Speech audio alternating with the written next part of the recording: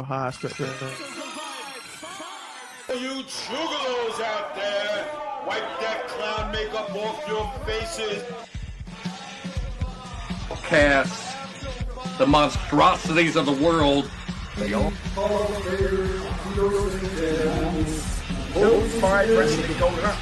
I used to date Levy. no kidding.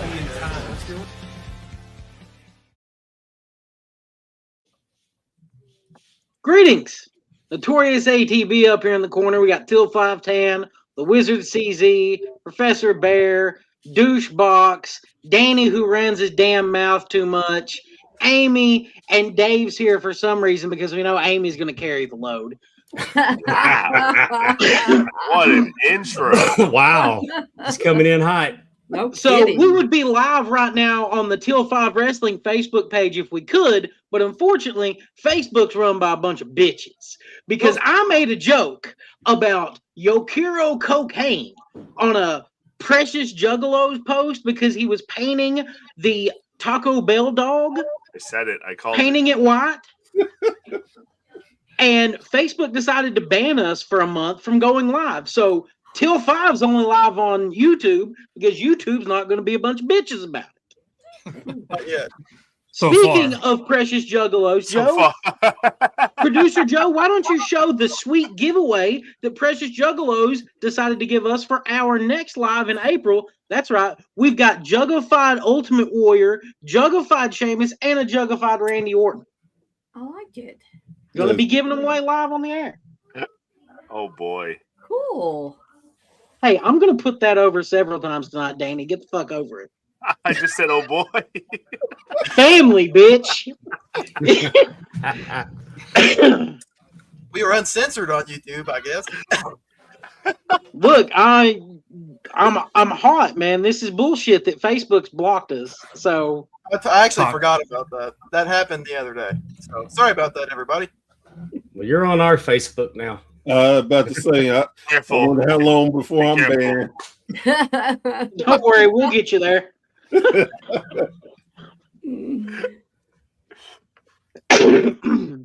But it's nice to be back with everybody. We're ready to do this thing. I hope we were supposed to do this a while ago, but due to weather and then sickness, it's been a really rocky couple months with this crazy weather. Yeah. Yeah. I think we're ready to rock now. Yeah, sorry, I'm just sharing it out live to groups and such. Get more people in here. So tonight we're doing the greatest manager of all time. And we're going to be running through this. We need to do our drafting. And I know that Juicebox was very concerned about the order. As always.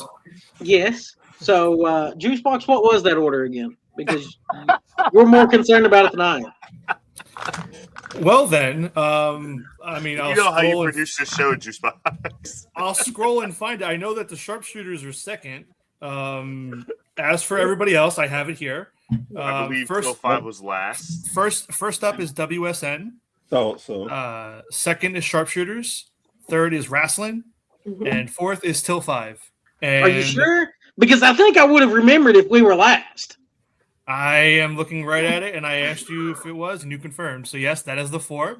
And we are doing a snake draft as well. As the producer of this show, I hate to say it, Juicebox is 100% right. I'm looking at the list right now. So, sorry, guys. Hi, producer. Hi, producer. So, producer, I'm going to let you pick what. Well, we need to go ahead and draft here. Sorry. Say what? So, He's still hot. Yeah, I'm still hot. That's what happens. And we have the WSN adjacent team with CZ teaming up with Bear. And we're going to do a great job. Yes, we are. So, you guys are going to take the first pick. Wait, so there are only 3 teams? 4 teams. Okay. WSN, Talking Wrestling, Till 5 Wrestling, and then you two dipshits. Wow. Sharpshooters, for the record, I love you guys. I don't know why it's so hard on you guys. He's angry about this. Danny's the one that came in throwing shots. Last night, he decided, I'm going to shoot on you guys on Twitch. All I said was the seeding system is crazy with some of these matchups in the first round. That's all I was saying. That there has to be a better way to do this. And just for the record, to show, I didn't catch it until last night that you also threw a shot at me in your event description page where you said, "Spoiler alert! Anything Juicebox says is wrong." So I feel attacked. I don't know what I did to bring this along, but here we are. For the record, I did not write that. I assume you did. Yeah. Look, I took it that Danny wanted war, and he didn't realize who he was getting into this with. Oh, I did. I was just. I don't think he wants war. I think he just wants clarity on why people are seated where they are, and I think we've already established the answer is there is no reason. The seating numbers is literally just because that's the order I remembered their names as I was putting them on the app. It's wild. The only thing I made sure. Swear, the only thing that I made sure was that the first round matchups that I sent in that graphic were the first round matchups. Well, you know what? The last thing I'll say about this is at least I appreciate your honesty there. I mean, so you want me to go back through and reorder it so it shows up? Nah, fuck that. I mean, at this point, lazy. Yeah. Come on, Juice. I think we should draft. We should put the grabbing and just get to the draft. That's an idea. All right. That's a great idea. I got a comment. So, look, it's Johnny. Johnny. Hello. So, CZ, I ain't using AI for shit. Kevin, go away. Question: do you have anybody in particular you want to go with? Nobody on this list. I'm going to let you make the first pick. I have two people that should get honorable mention that aren't on here. James Mitchell and Larry Sweeney 100% need to be on this list. So I will say Mitchell was one vote away from making it automatically. He was on the poll. He just didn't get enough fan votes. Larry Sweeney did not make anybody's list. Well, then they are very wrong. I just want to say that as the Dr. Phil D. Payne not being included is travesty. Is that like the medics that were in the tag team, Brad? Yes. All right. With that being said, we're going to take Paul Heyman. Read my mind. Figured that was coming. So, who's mouthing off first tonight? Is it Danny or Deuce? We're consulting via text. All right. So with the second pick, we'll be taking Bobby the Brain Heenan. Well, that's probably the best pick you can make in the first round. It's a shame we never won any of these, so that probably doesn't do well. I don't know how to draft. I don't know who to pick. I was going to say, I think you could pick someone better, and that is Jim Cornette. Yeah, mother fluffer. Y'all like how I cleaned it up? You don't have to clean it up here, Dave. I already told everybody you were going to cuss like a sailor tonight, remember? Yeah, but I told you. Yeah, but that word has multiple syllables. I told you I try to keep it to one syllable cuss words. Take it, Tanner. We got to take Jimmy Hart.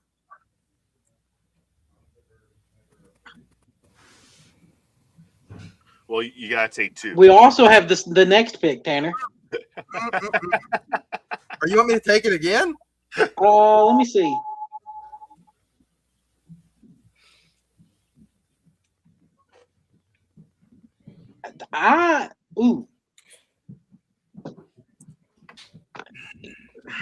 Hold on. On the opposite end. Well, I'm thinking. Yep. All right, Fuji-san. Okay. That's a strong pick. Definitely interesting. Now is it ours? Going back up? Dave? Oh yeah, we're gonna take the greatness that is Gary Hart. Okay. Okay. Just All checking right. with Juice. Hold on. I mean, it's a big event tonight. What is It's that? a party up in No, here. he's talking to the comments. Oh, okay. Yeah, I'm gonna go with. We're gonna go with Prince Nana. Ooh. Ooh. Hell of a pick. It is indeed a hell of a pick. CZ. I think we got to go with Paul Bearer. All right. That's one. Where did Skandar Akbar finish in the voting? He get close? I don't even think he did. Oh man. So if you're CZ, if you're leaving it to me to pick again, Yeah. shoot. I'm gonna have to go JJ Dillon. Excellent. I like having somebody else reduce. That means I just get to sit and bullshit.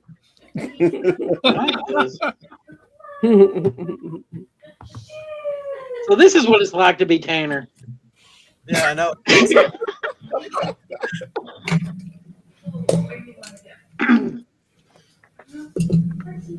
All right, who's next? I think it's back to Amy and Pondwater. No, it's Juice and Danny. Yeah, it's Juice and Danny. We're after Juice and Danny. Oh, all right. Oh, sorry. I didn't know There, this you was the first picked two, person. right? Mm-hmm. Okay, I thought so. Cool. Yeah. All right.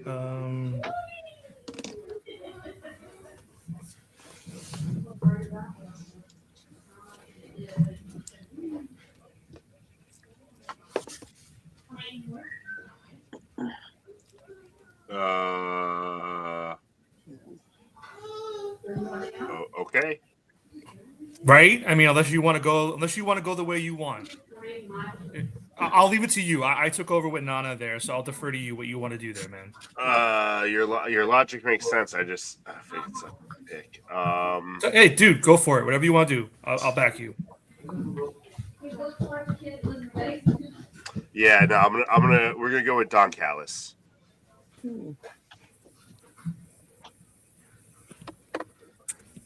We're gonna go with Sherry Martell. Ooh, that'll be fun. I really look forward to that. Fuck. I mean, we get two now, right, Tanner? Yeah. Is that how that works? Yeah. You want to? Well, if we're getting two, I'll tell you the first one. Who's your first? I think Terry Reynolds. Agreed. You want to take JJ Dillon while we're at it? Maybe. Yeah, I already got Jay. Sorry.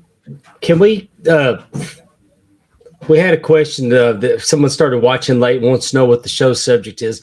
This is a tournament term. We're gonna debate who the greatest manager of all time is. It's in a tournament format. So depending on who, like Gary Hart's in the same bracket as JJ Dillon. So we'll argue for our people. I mean, these are the brackets right here that are on the screen at the moment. Joe, you want to show them the brackets? He did. Oh, not the. He showed the pictures of the brackets. Well, I had, and then I realized Joe's in here, so why not just let Joe? Right. Unless I think Joe's kids. There we go. Yeah, see, like we've got this bracket here, and in this case, Terry Reynolds, which would be Till 5 Wrestling, would be arguing against Paul Heyman. Bear and CZ with Paul Heyman. And then all of us and the viewers will vote on who goes on out based on the arguments until we have one manager that is the greatest manager of all time. And we stay here as long as it takes. Unfortunate. No, I'm just kidding. Yep, because all of us are master debaters. So,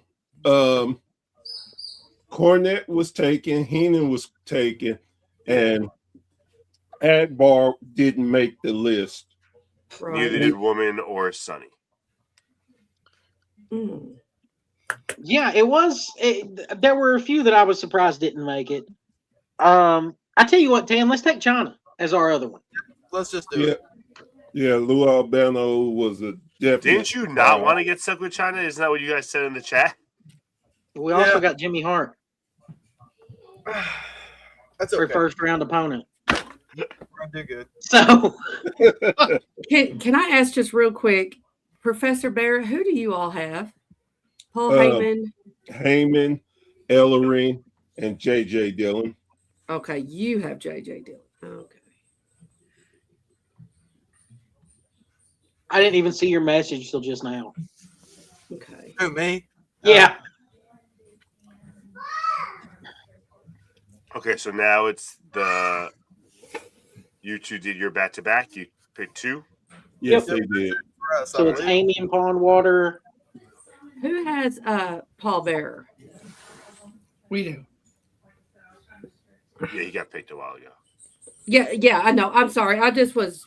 No, I messed up somewhere. No, I messed up too because I wrote. How many? Yeah. Ellering. I'm not sure if producer friend or our host are keeping track. How many picks are left and how many people are left in the pool? Can you name them, please? I'm pretty sure that it's Miss Elizabeth and somebody There's gotta be picked an three extra left. person. So there's 3 picks left, correct? There should be, but apparently there's only 2 people left on the list. No, there's three. There's 3. Paul Ellering, Freddie Blassie, and Miss Elizabeth. Yep. Okay, I didn't know that Ellering was still there. Yeah, Ellering is still there, and Miss Elizabeth and Okay. Classy Freddie Blassie. My bad. Thank you very much. Oh, No problem. Ellering. Okay, hold on. Oh, sorry. Oh, I Let thought me Ellering got picked.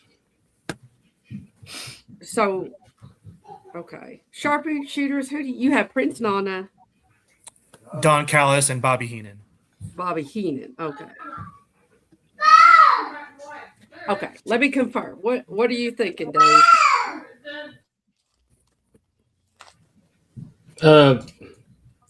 We'll take I think we should take Freddie Blassie Okay, that's what I think so too. because the other two, one's a valet and one of them's only known for. I could argue a Miss Elizabeth. Ooh, watch what you're gonna say. I was just poking her. I mean, I'm not wrong, but because on that note, we're gonna take Miss Elizabeth. So watch what you're gonna say right now. Oh man. Oh, well, cool. That made things a hell of a lot easier. Now we do have Paul Ellering. Yeah, now you do get Paul Ellering. Which I'm not mad at that. So everybody has 4 picks, right? Yes. Yep. Yes, sir. All right. Remind us again. WSN's picks are Paul Heyman, Paul Burr, J.J. Dillon, and Paul Ellering. All the Pauls. We the Pauls over here. That's right. Professor has the Pauls. It's appalling. Look, don't make me put the Pauls on you. All right. Juicebox, who are you carrying Danny to a potential win with again this year? Well, we have Bobby the Brain Heenan, Prince Nana, Don Callis, and Miss Elizabeth in that order. All right. Very strong list. Very strong list. It is. They're all strong lists. They wouldn't be here. Oh, look, it's Shovel. I mean, except for whoever has China. Precious Juggalos in the house. Danny, it's strategic. And Jason, you're right. Eddie Gilbert was one hell of a manager. I can't tell you anything about Eddie Gilbert's career as a manager. that's sad.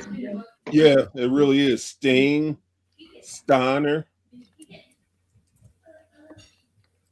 He managed Ultimate Warrior at a time. All right. Anywho, Terry Taylor. would it start this off with the first bracket? Would the real Paul Heyman please step up? CZ, would you like to go first, my friend? So here's my thoughts on Paul Heyman. Everyone that he has managed in his later career has gone on to be a world champion. He's had people who have gone on to greatness in other realms. I think about the oh god, I'm blanking on their name. Help me out, Bear. WCW. Tag him in. So easily, we could talk about Paul Heyman and Brock Lesnar. We can talk about him and the tribal chief. We could even talk about him in the bloodline. But I'm going to go back to a time in WCW when it wasn't that strong and nobody hardly watched it, where he took Ravishing Rick Rude, he took Bobby Eaton and Arn Anderson, he took a young, stunning Steve Austin and Medusa, and he took Larry Sabisco and made one of the strongest heel factions, arguably, in the business. That's right where I was going. Reading my mind. The thing is, everybody talks again. It's easy. I could go on and on about the other things, but he was such a very calculated manager. You think about the list of people that went through his training centers.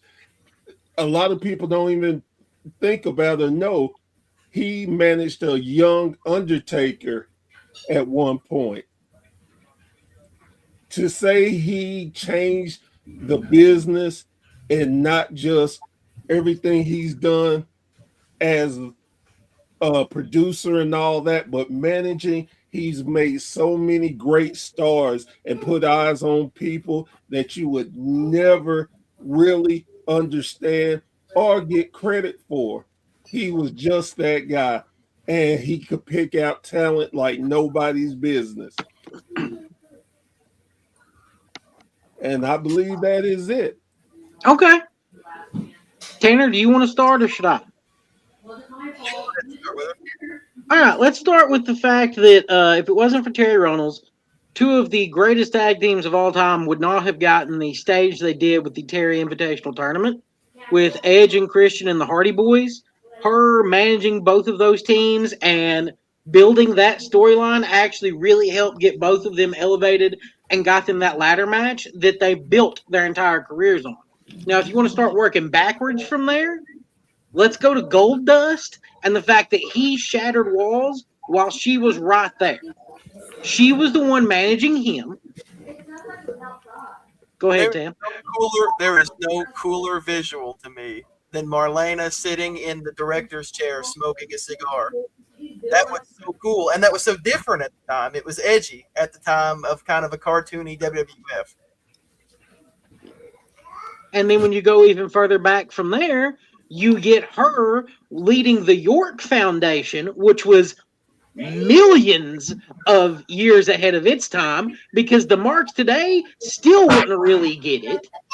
But it was the great idea that this woman was using technology to win matches and develop her teams. Pretty cool stuff. Pretty ahead of its time. Uh-huh. Is there anything else you want to add for Terry, Tam? I think that'll do it. I think Terry's criminally underrated, and I would not have been defending her as much as I did if we didn't do research on her for the show. I've gained a lot of respect for Terry Reynolds when we had to do a segment on Terry. She just happened to land against Heyman in the first round. Yeah. So all respect to Terry, either way this goes. Yeah, we know what's going to happen here, okay? Look her up. But damn it, she deserves more respect than to just be brushed off. Can I say this about Terry? Terry, what the stuff she was given, she did her best, and I would definitely give her credit for that. Some of the things easily slept on, but I will give her just due as being a manager that did her best. But again, I not to just really shit on her, but there's no comparison in this round with Heyman. No. What you know? What one thing? No, go ahead. I'm sorry, Tanner. No, I was gonna figure that's where this one was going. Yeah, I mean, we all kind of knew what was going to happen here. Right. But you know what, though? I would also argue for Terry that she elevated China in the sense of Agreed. the whole ragdoll thing. Like Selling that for China made China look like a monster. Yes, it did. The way she threw her around and the way, yes, I agree. That made China way and more impressive than, maybe people knew at the time. So that's very true. So let us get to the vote. Juicebox, Danny. Is it? Yeah, listen. Yeah, you guys are being way too nice early on to Terry Reynolds. I'm sorry. She should not be in this tournament. She does not deserve flowers here as the greatest manager. No, guys, nice try, guys. Our vote is for Paul Heyman. Our vote is for Paul Heyman. Move on. Okay. Amy Pondwater. Oh, it's easily Paul Heyman. Okay. But hey, I'm gonna tell you that I'm not going to completely dismiss Terry. I mean, the York Foundation was pretty groundbreaking at the time. I think that she would have had she would have been more fun against Prince Nana, but Hey, that's fair. Yeah. That's fair. Now we get to have you guys. But I'm with arguing... Juicebox. She didn't even belong on the list. There's a lot of better managers got left off. Yeah. Did not. I'm sorry. Yeah, Terry doesn't belong on the list. Let me grab Prince Nana. All right. Argue this one over Jim Cornette. Danny, I didn't even say anything. Jim. If Terry did a little dance, maybe she would have gone a little farther for Juicebox. Okay. He enjoyed meat, though. You're right. Sorry if I missed the segue there, but are we officially moving on? Is it done? All the votes are in? Yeah, we're moving on. Yeah, that was okay. Okay. Not a problem. Yeah, so I'll start. I'll go first with Prince Nana.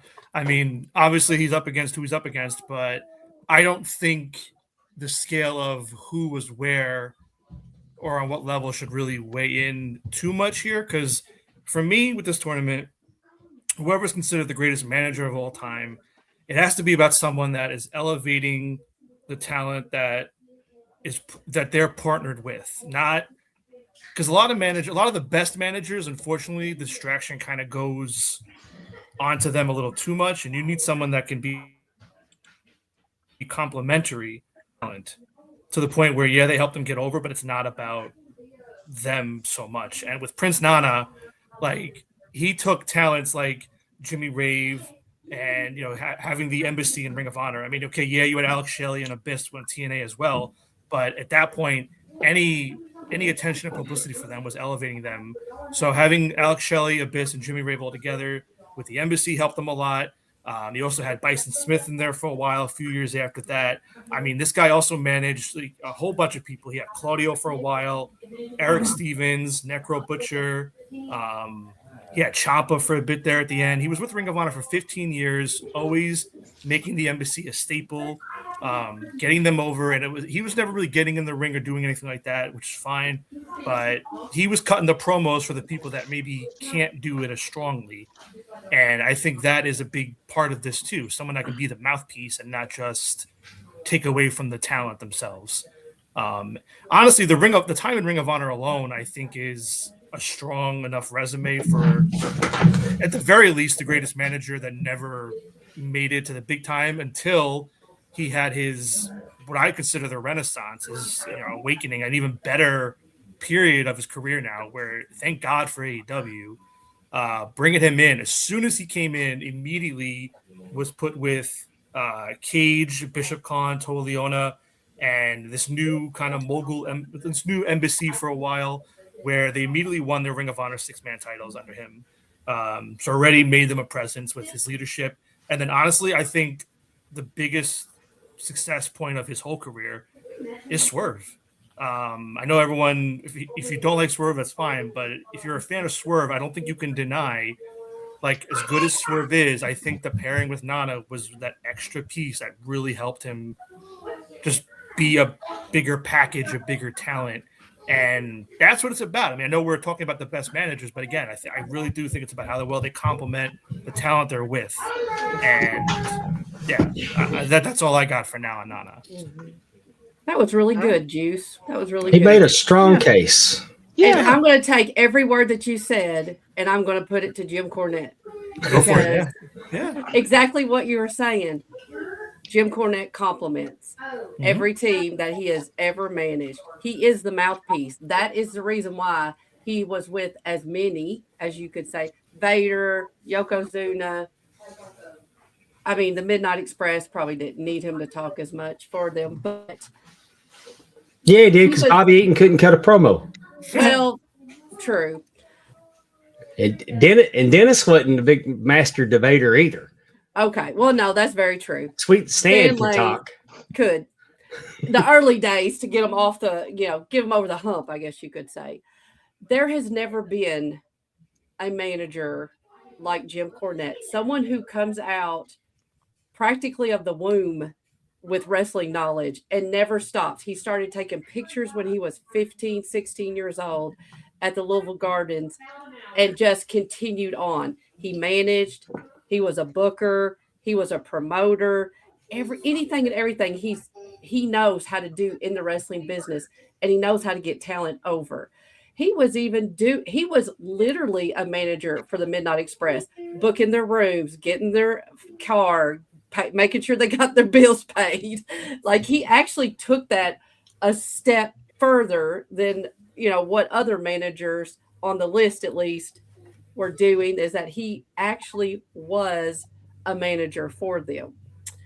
I don't know, Dave, you got anything else? I very much think that I know it's going to Jim Cornette is definitely on a Mount Rushmore. What he's done for the people that he has managed, what he continues to do. All he has to do is say your name, and the internet's buzzing about it. And I just think that just says something about his presence and his power that he has in wrestling. Well, he took Beautiful Bobby and Loverboy Dennis, and then he had Beautiful Bobby and Sweet Stan. And there's how many teams in history can you name that you just took one person out, put another person in, and when you ask which one's your favorite, it's like a Sophie's Choice, because they're 1 and 1A, and you're not wrong if you take Stan or you take Dennis. And then with the Heavenly Bodies and just all of his, he could talk you into the building. He knew how to get heat, and it wasn't cheap heat. And he was such a genius that he managed to get the NWA, for better or for worse, on Monday Night Raw. I mean, I thought it was for the better at the time for the NWA. It made me watch at a time that I wasn't tuning in very often. Well, and he had the Smoky Mountain Tag Team Champions on a WWF pay-per-view. So, I mean, again, like you said, the ability to talk and to convince people to see things his way, I think, again, is a quality you want in your greatest of all time manager, and that's him. So, voting time. Tan, who do you give it to? And well, before the votes, one quick counterpoint we can't forget. We can't forget Nana.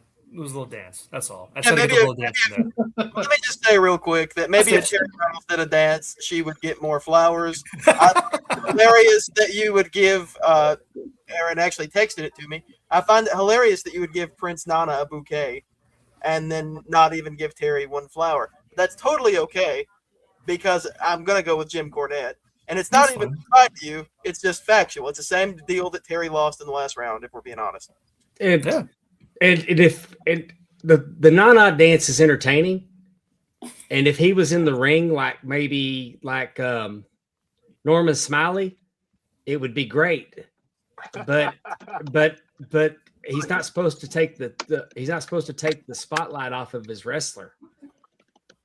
Yeah, well, it's accentuating the theme. I mean, It's letting hold the on. If crowd we're gonna react, take taking and spotlight off the they're wrestler, reacting you to have Swerve's theme. So yeah. If we're gonna talk about taking spotlight off the wrestler, you have like the number one manager who takes spotlight off the wrestler, Mr. Jim Cornette.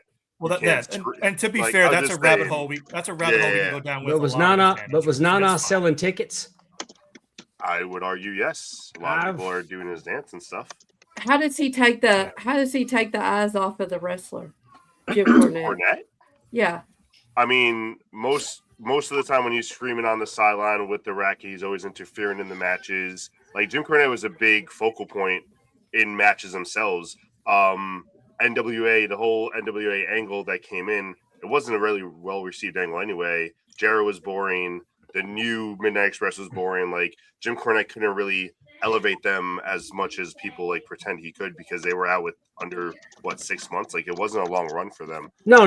It was a Spartan church, but for us old school guys, we liked he was very instrumental. Like he got involved in a lot of matches and took the eyes off a lot of his wrestlers as well. If we're going to use that argument, I don't know if he took the eyes off his wrestlers again with the heat that he had. People loved it when he took a beating every night from whatever team. Yeah.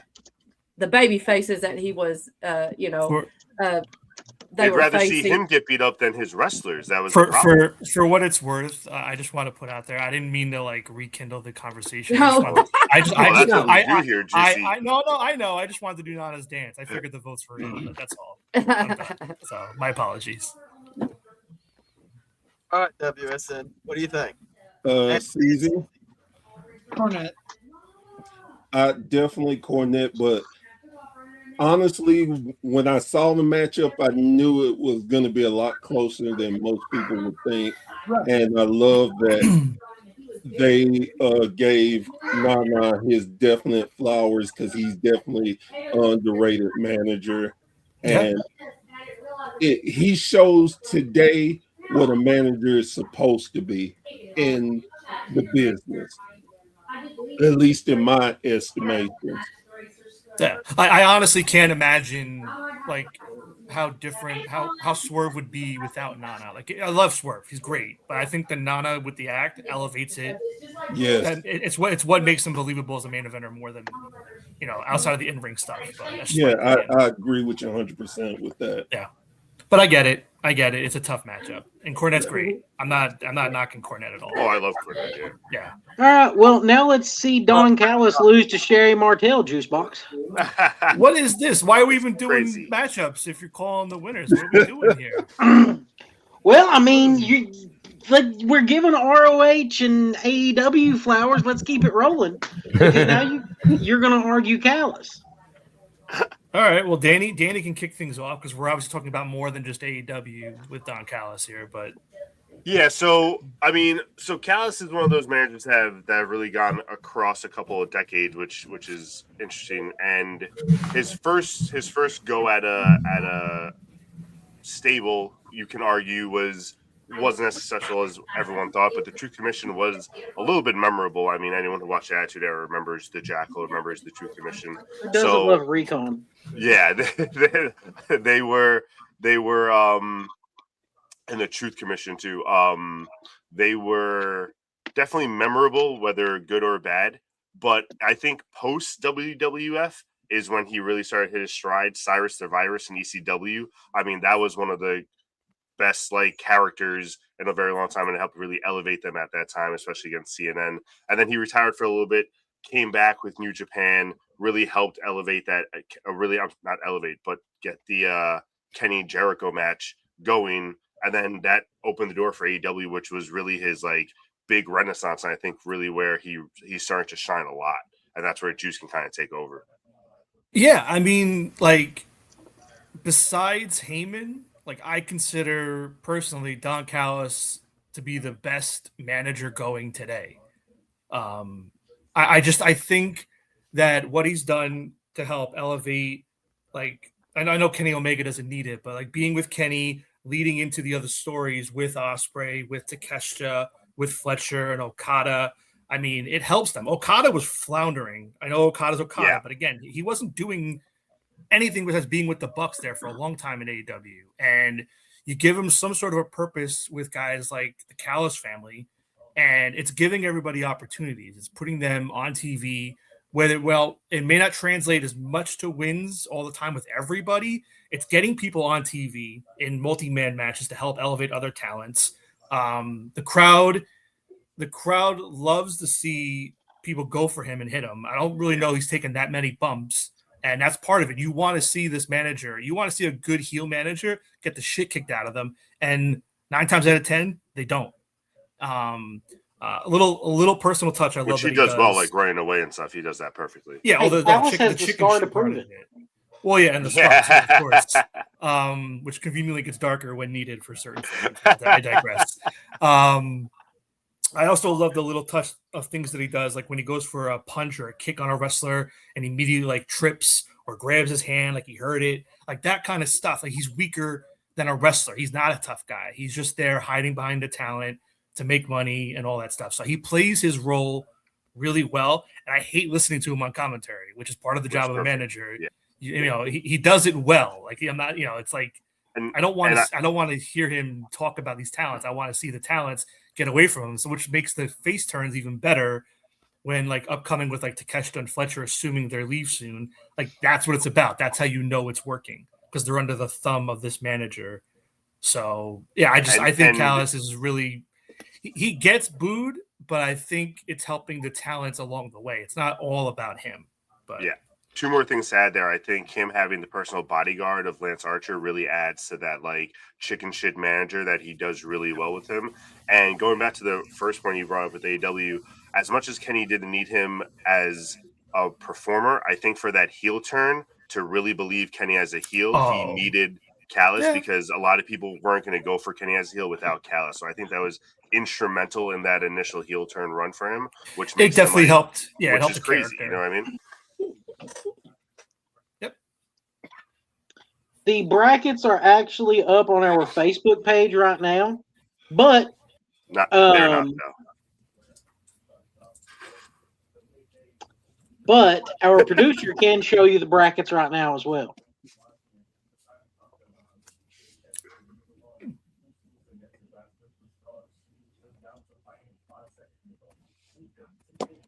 All right. Excuse me. Miss Elizabeth. No, not Miss Elizabeth. Sherry Martel. Sorry, I saw Sherry Miss Elizabeth on Martel. the screen. That's okay.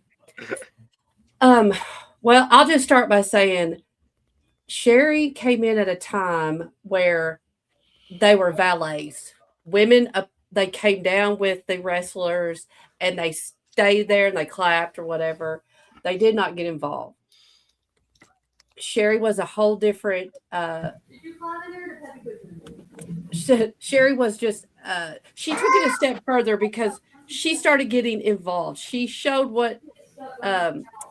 She showed her worth by getting involved in the ring. She was not afraid to get dirty. She was not afraid to take her shoes off and climb in the ring and do whatever she needed to do.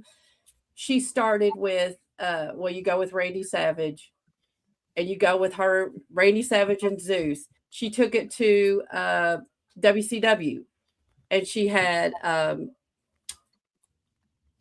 they called her sister Harlem Heat. Thank you. Sherry with Harlem Heat. Yeah. Thank you. I was thinking I couldn't remember the right Kane name. and Cole. Do what? Kane and Cole. That's their original name. Oh, yeah, that was the original name. But she kept showing her worth again. Got it going back to what we were talking about. At greatest of all time, you're showing your worth outside the ring, giving promos, doing whatever you need to do to elevate the wrestler that you are walking out with. And she did that every time. She was, I watch it back now, being a young kid, I didn't really know what was going on, but she's like practically propositioning Warrior for Randy Savage, out there begging for him to give her a chance or whatever. And it just is like, she's willing to do whatever. She stood by Shawn Michaels when he was not very nice to her until she had another option, I guess you could say. But again, I think she just showed her worth inside and outside of the ring every time for whatever wrestler she was managing at the time. About 350. Yeah, I mean the Queen Sherry stuff was amazing. Attacking Liz brought nuclear heat. I mean, she was there for Shawn Michaels when he broke out. Even Dusty Rhodes and I mean, I never. What's her? Who did Dusty Rhodes? Sapphire. Thank you very much. She did again, taking a non wrestler in a sense and working with them and elevating everybody. I'm sorry, Dave. And she was a bumping machine. I mean, she could take bumps. She wasn't scared of anybody. She got in there with Harlem Heat as Sister Sherry. She got real. She was able to get. I mean, she could be very elegant when she was with Ric Flair. And I mean, Ric Flair didn't need her, but she added to Ric Flair's presentation. And I mean, and even a brief stint in ECW with Shane Douglas. She was just. She could talk. Her facials. I mean, she could get heat. Man, she could get heat. I don't ever remember her being a sympathetic figure. No.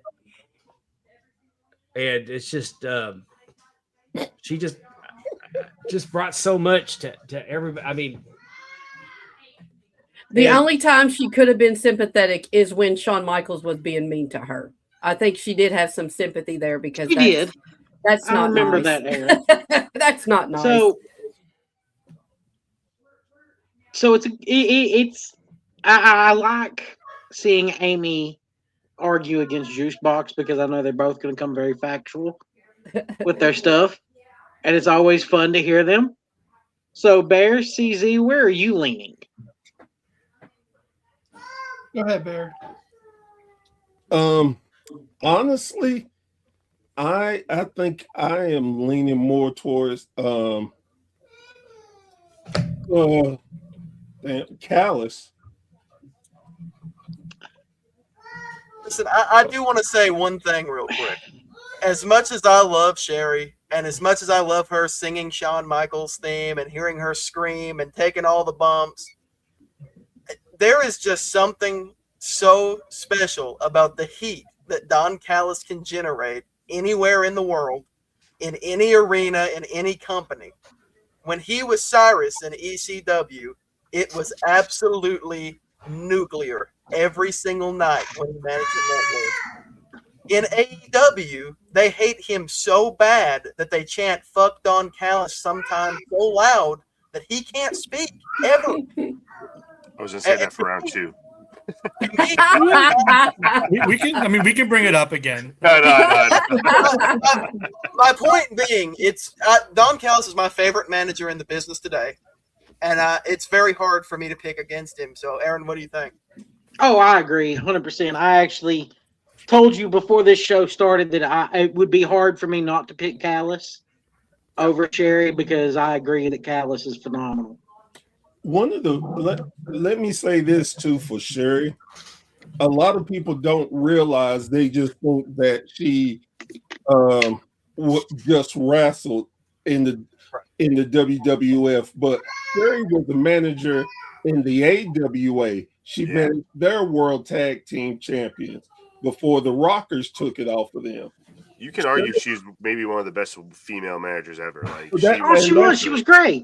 Yeah, and what I was going to say with my point is Sherry is definitely so underrated and not appreciated for what she brings, because one point that I really enjoyed with Sherry, and I just saw this match recently, was when she was with Harlem Heat and they were going up against Buckhouse Bunk and Dick Slater.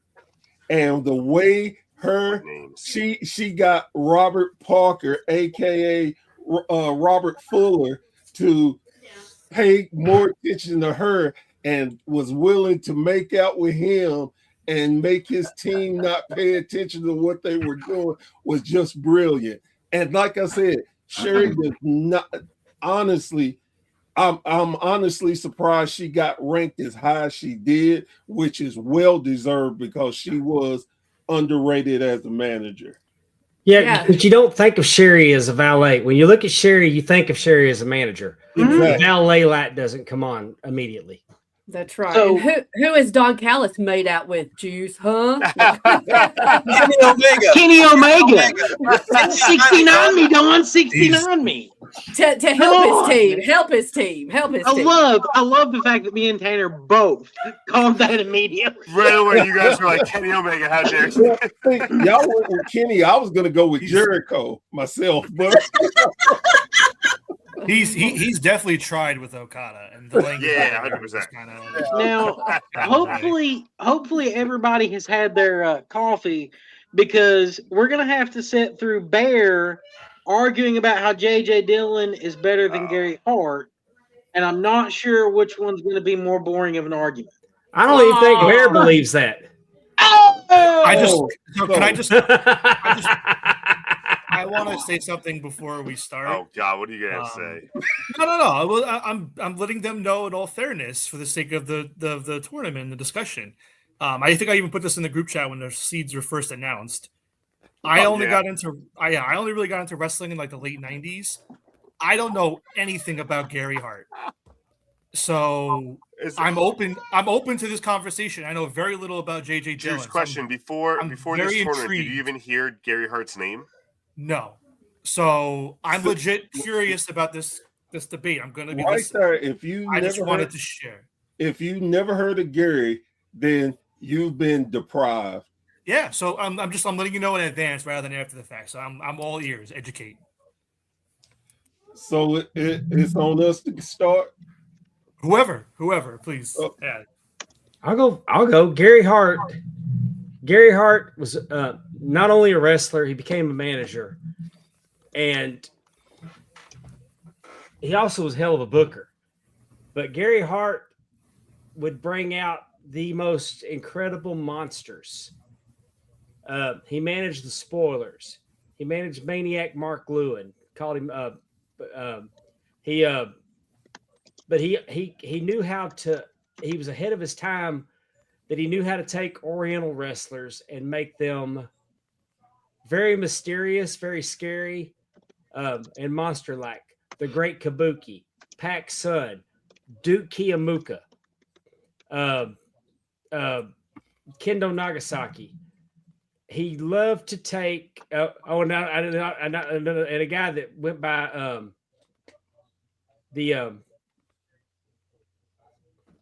Oh, come on. I was trying to give the Black Ninja. Yes. But who later did a little something is the Great Muda. I mean, Gary Hart got him early. He was very good at taking wrestlers and making them monsters. He wrestled. I mean, he had Bruiser Brody, Abdullah the Butcher, but he also had good wrestlers like Gino Hernandez. He managed Chris Adams. He brought the Freebird. He actually had the foresight to bring the Freebirds to world class, and look what that kicked off. And that only had like the beginning of his fingerprints on it, because he got pissed off on the payoff and left. But Gary Hart knew how he knew how to Killer Tim Brooks. He knew how to build heat. He knew how to book for heat. He knew how to make the baby faces bigger than life. Gary Hart was David Von Erich's first match, and then proceeded for the whole first year of David's career to put David in tag team situations against him and his men. You know, Killer Tim Brooks, Maniac Mark Lewin. And I mean, when he showed up with Kabuki, and then he also had, I know that he had so many that I know I'm forgetting some of them. I mean, he would bring Abdullah in, and it's just Gary Hart knew how to. He didn't yell. He could speak to you in a way. Oh yeah, Coach Keith Morrison makes a great point that Dusty Rhodes wouldn't be a babyface without Gary Hart. But Gary Hart would talk. There was a great interview. He was out in front of the Sportatorium with Killer Tim Brooks, and somebody yelled at him. He goes, "Hey, bro, what's up? I can't talk right now. I'm doing business." And he turns back around. He keeps cutting his promo. The way he would react if he didn't have any backup. Fritz von Erich used to bully him. I mean, Fritz von Erich would just would handle him, but Gary would make it seem like that Fritz was bullying him. Gary Hart could kind of tell the truth. But he'd tell the truth in a way that you still hated him because you couldn't sympathize with him. It was he was just that kind of manager. Like you believed that he had a switchblade in his shoe. You believed he was a very bad man from Chicago. The one-man gang from Halstead Street. He brought the one-man gang in. But he had a way, just by attaching himself to whoever he brought in. I mean, he had a hell of a run in Mid-Atlantic with Kabuki. But it's just the way that he could bring somebody in, and he would elevate that person larger than life. He brought the Checkmate in. He brought in Bugsy McGraw. Him and Armand Hussein, when they formed H&H. Immediately Bugsy McGraw was elevated, became American heavyweight champion. It's just he was a manager's manager. When you knew if Gary Hart came in with somebody that he was a force to be reckoned with. He didn't attach himself, much like the way Paul Heyman does. If somebody needed to be elevated, you put Gary Hart with them. And I mean, Chris Adams, he turned Chris Adams, got him on the right direction. Hey, I'm with Chris Adams. Now Chris Adams is a threat to Ric Flair. But he got Chris disqualified. But what I'm saying is, do you have anything to add to support Dave's argument? Or are you just letting Dave handle this one? Well, again, this is a WCCW moment, I feel like. So I'm letting Dave take over, but I do again agree with everything he's saying.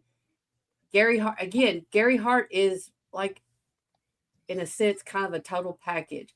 He can talk, he elevates the wrestlers he is with, and he was a booker. So again, you have this very intricate knowledge of a person. He had the young people, kind of like what Dave was saying.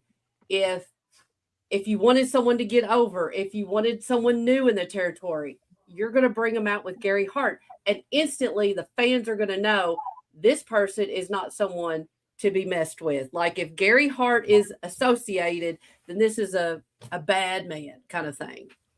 So I agree with everything that David. And it wasn't just world class. It was world class. It was Florida. It was the Mid-Atlantic. It was everywhere that he went.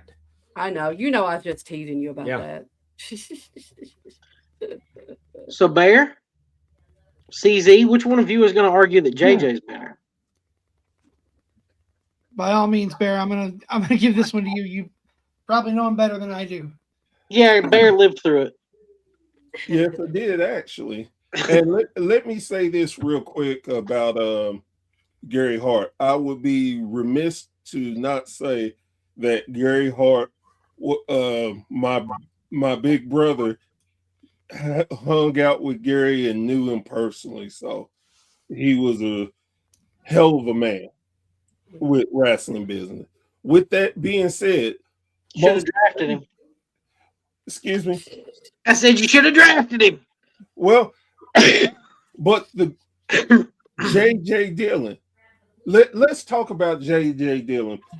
Everything that was said about Gary Hart, you can put with J.J. Dillon. J.J. was a wrestler beforehand. And let's talk before we could all, I mean, I could easily go to this, but I'm going to talk about beforehand who he managed. In Mid-Atlantic, Black Bart. He managed, I can't think of his name right off the top of my head, but when they first came in, he was he got them the Mid Atlantic Championships, and then they won the tag team titles. He successfully tricked Tully Blanchard into getting rid of Baby Doll for him. J.J. Dillon was a manager's manager. He didn't just talk the part, he actually did it. He made sure their rooms were available. They got flights. He got the contracts. He did everything that you would want a manager to do.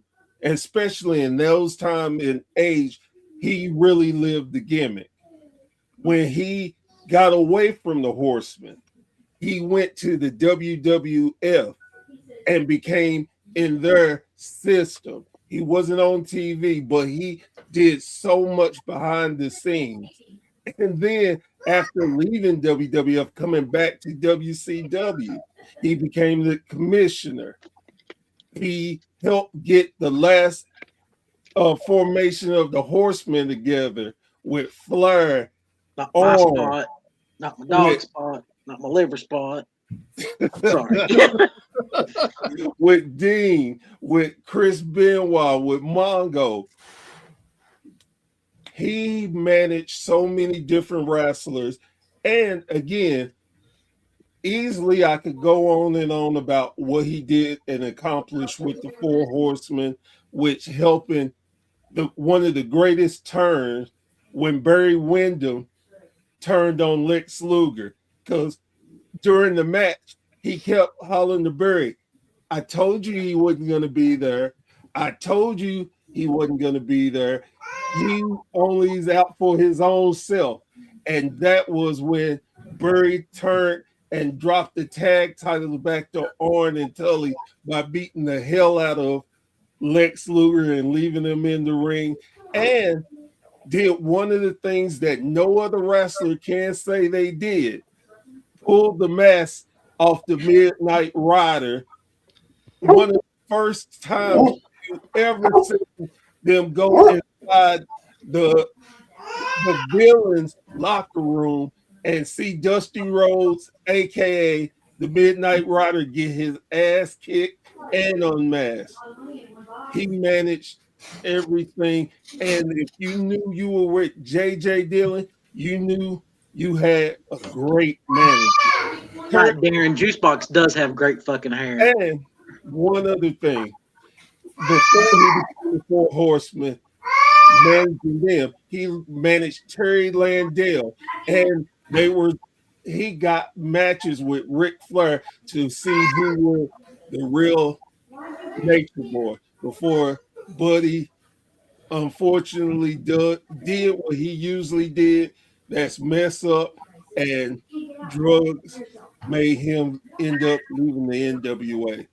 But don't just think that J.J. Dillon was only Horseman. He managed other wrestlers. And before I go, let's talk about him in the War Games and getting his shoulders separated by Hawk and Animal.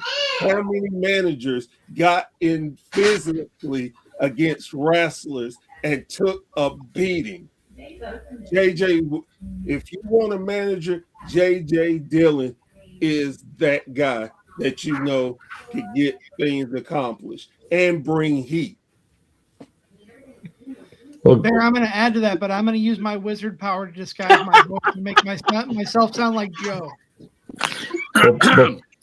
As a resident historian of this, the Podverse here, my esteemed professor friend here has forgotten one thing. J.J. Dillon also has recently managed Tully Blanchard on TNT television with AEW. So suck it, Hart. I'm just saying. Sorry, Gary. I love Gary Hart. Don't get me wrong, but J.J. Dillon is still relevant to this day. That's all I got to say about that. And I do apologize for Bear for his rantingness there. And I'm going to disappear now. That's all you get, CZ. Bye. I just figured he pulled up the Wikipedia page before he started. Well, Gary, I was saving that one for the next round. I will retort that Gary Hart did spend an awful lot of time in the ring, and he also lost his hair on more than one occasion.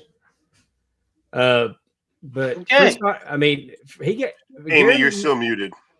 Look, Gary would get his ass kicked on a regular basis. I mean, I think too. he was in there, and I didn't mention his behind the scenes. I mean, his resume behind the scenes is every bit of impressive as JJ's.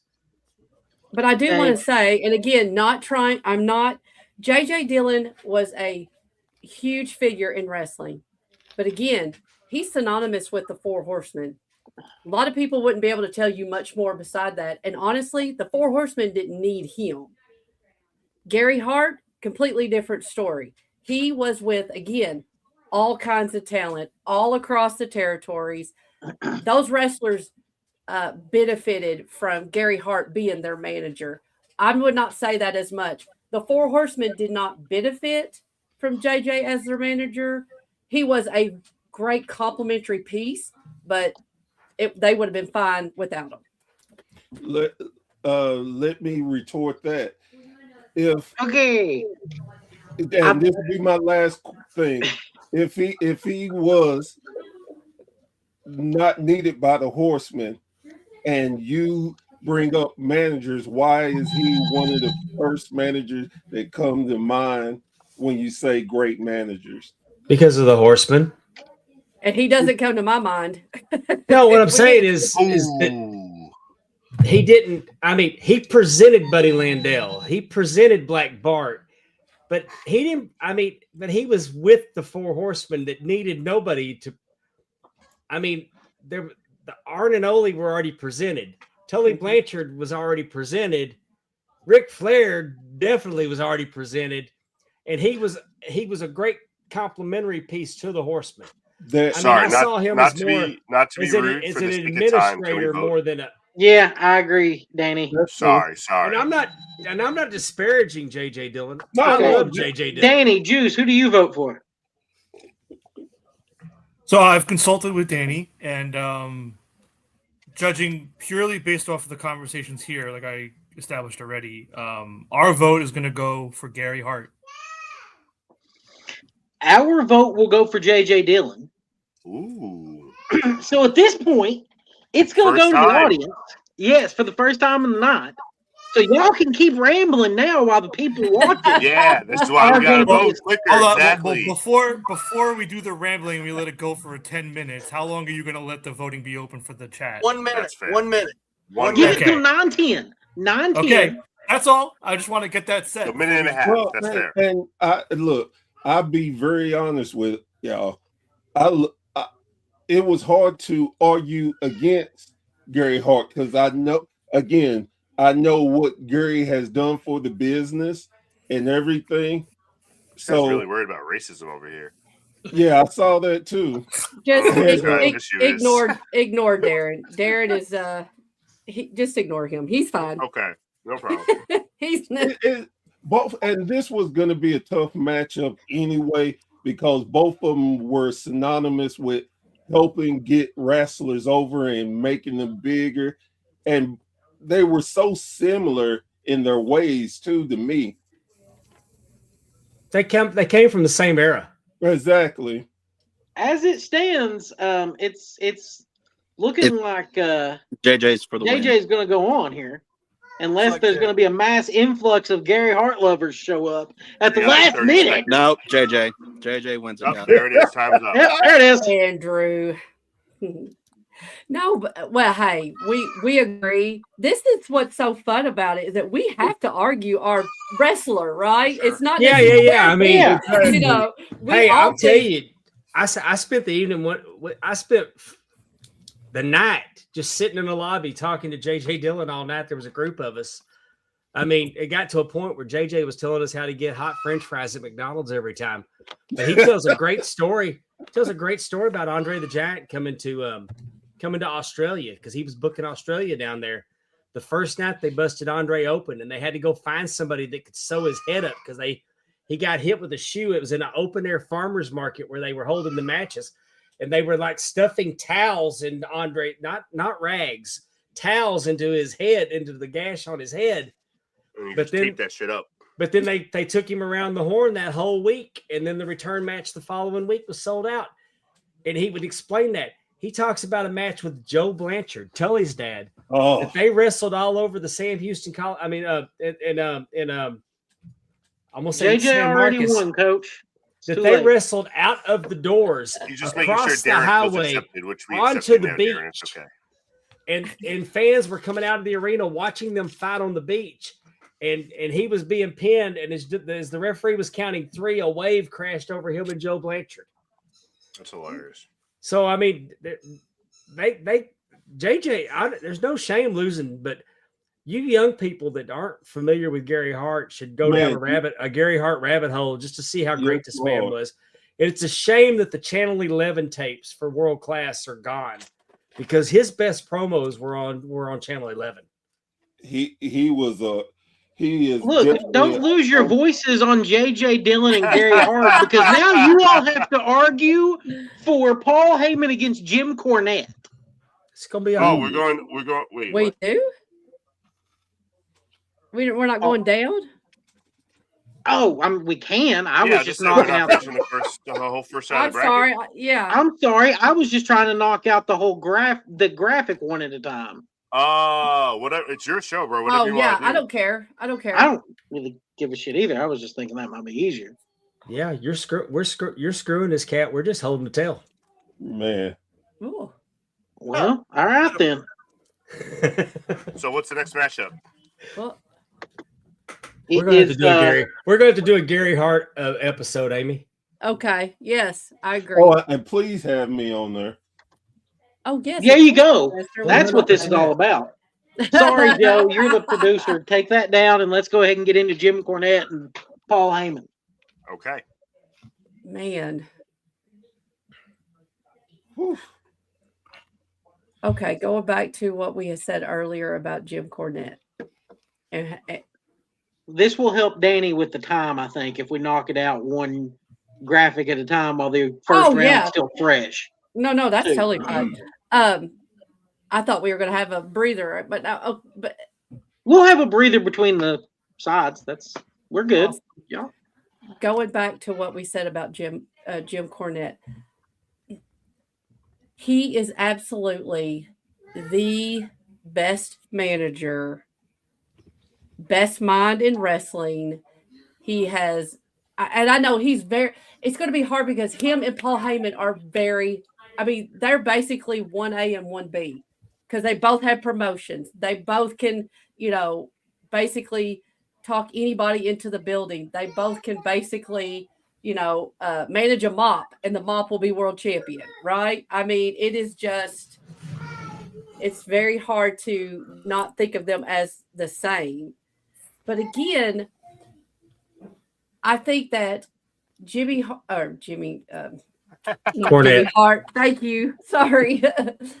Again, I think if you look at Jim Cornette's record, especially looking at the Midnight Express, and like Dave said earlier, he took a team, even with different parts. When Dennis Ray, whenever Dennis Condrey had to leave, and Sweet Stan stepped in, and still continue to make them relevant all over the place. And again, get that heat that he was known for. He went from, I guess, a snotty, rich kid, manager, and then just continued to elevate himself into, even now, the icon that he is now. He still very much loves wrestling. I know he's not on for his own choice, but I mean, the archives that he kept and the records he kept, all of that to me just shows his absolute love for the business and getting people to realize the show that is in front of their eyes. I think, yes. Dave, you got anything else? I do agree that we're talking about 1 and 1A here. Yes. Both. I mean, everything that you can say about one, you can say about the other. Mm-hmm. I just love that Jim Cornette could talk you into a building Jim Cornette sold tickets. Paul Heyman sells PLE views. Oof. Okay. It's not, Which one makes more money at this point?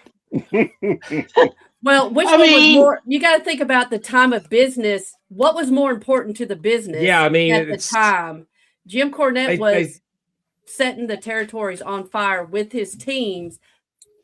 I mean, you know, like most of them, they're getting death threats. And Paul Heyman, I mean, look at the business. Nowadays, you look at the premium live events and the fact that that's what drives the business because that's what gets the $500 million TV deals that funds the whole company.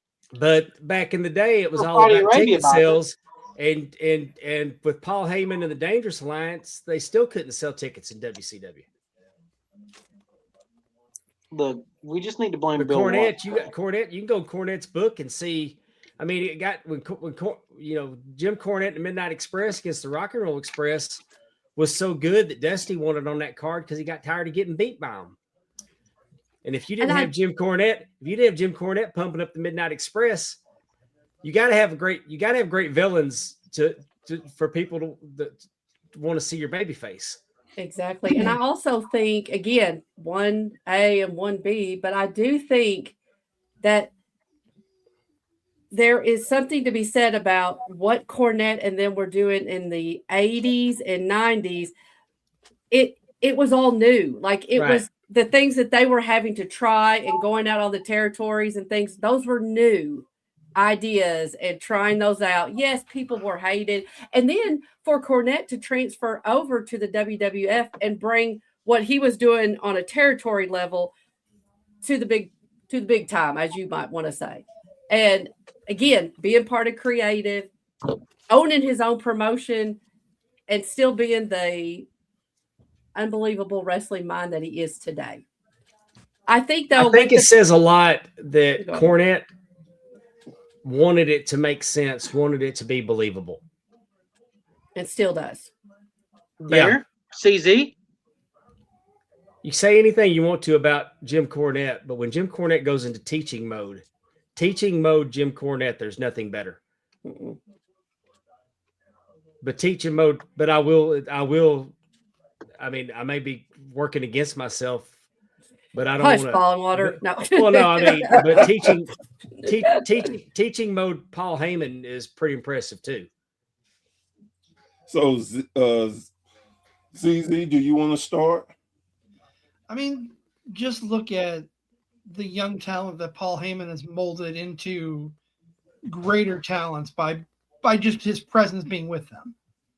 I mean, sure, you've got a lot of people that were great already, Brock Lesnar, CM Punk, but just Roman Reigns, the fact that we had Roman Reigns crammed down our throat and we absolutely hated it, and then he turns and joins Paul Heyman and he's the greatest thing in the modern era to a lot of people, that I think speaks for itself.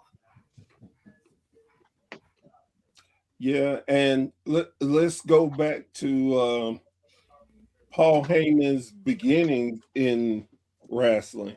He got in the business at age 14, taking pictures, and then he got to drive one of the greatest managing minds around. That's classic of Freddie Blassie.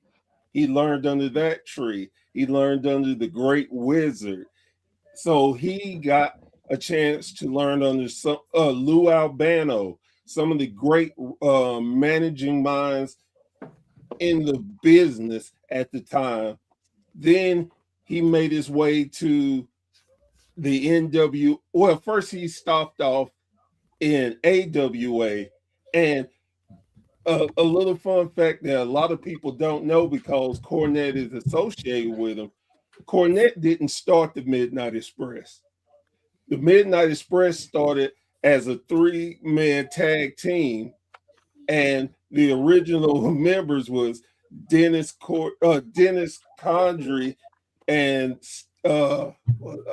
Norvell Austin. Norvell Austin was one, and I can't remember the third. Randy Rose. Randy Rose, yes. And he took Randy Rose and Dennis Condrey and won the AWA World Tag Team Championship. And they invaded the NWA and took out the current Midnight Express, and they had a feud there. Then he managed one of another great wrestling mind that was taken from us too soon, which was Eddie Gilbert. Everything that he done, he touched, he made it better. Again, I brought up the fact that he managed The Undertaker before he got into WWE to become the Phenom. He managed the Samoan SWAT team. When they tell you about his lineage with the Anoa'i family, that's not a lie. He really did know them, hung out with them, managed them. He is really a fixture in that family. Of course, we could go down the tree of the extreme championship wrestling and everything, and the people he helped elevate there.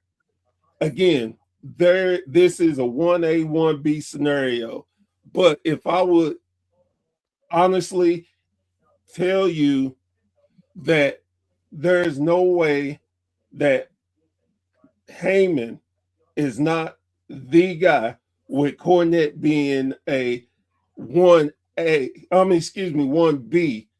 because people now, even to this day, the young kids that don't even know wrestling know this part. When Heyman walks out, it is, my name is Paul Heyman. And that means so much to the wrestling fans and touch so many people that don't even know wrestling history. So, Danny, Juicebox?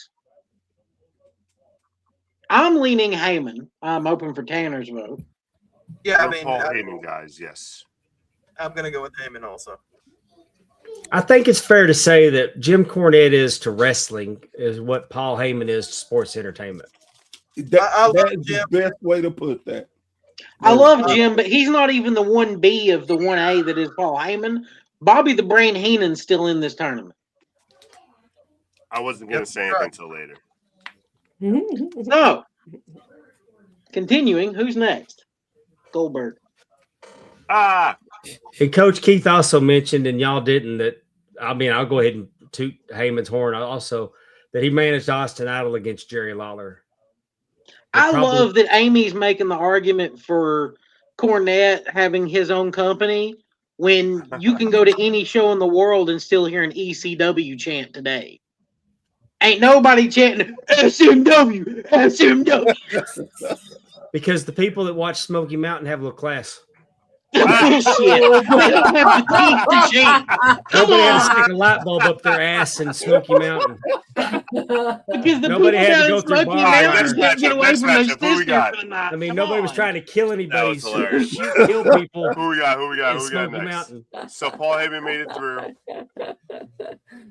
All right, we've got Don Callis against J.J. Dillon. Jesus. All right, JJ, if you'd like to go first, we've I got like first that pick Bear's every getting to time. know what it was like to be Amy on the last one. Oh, that's right.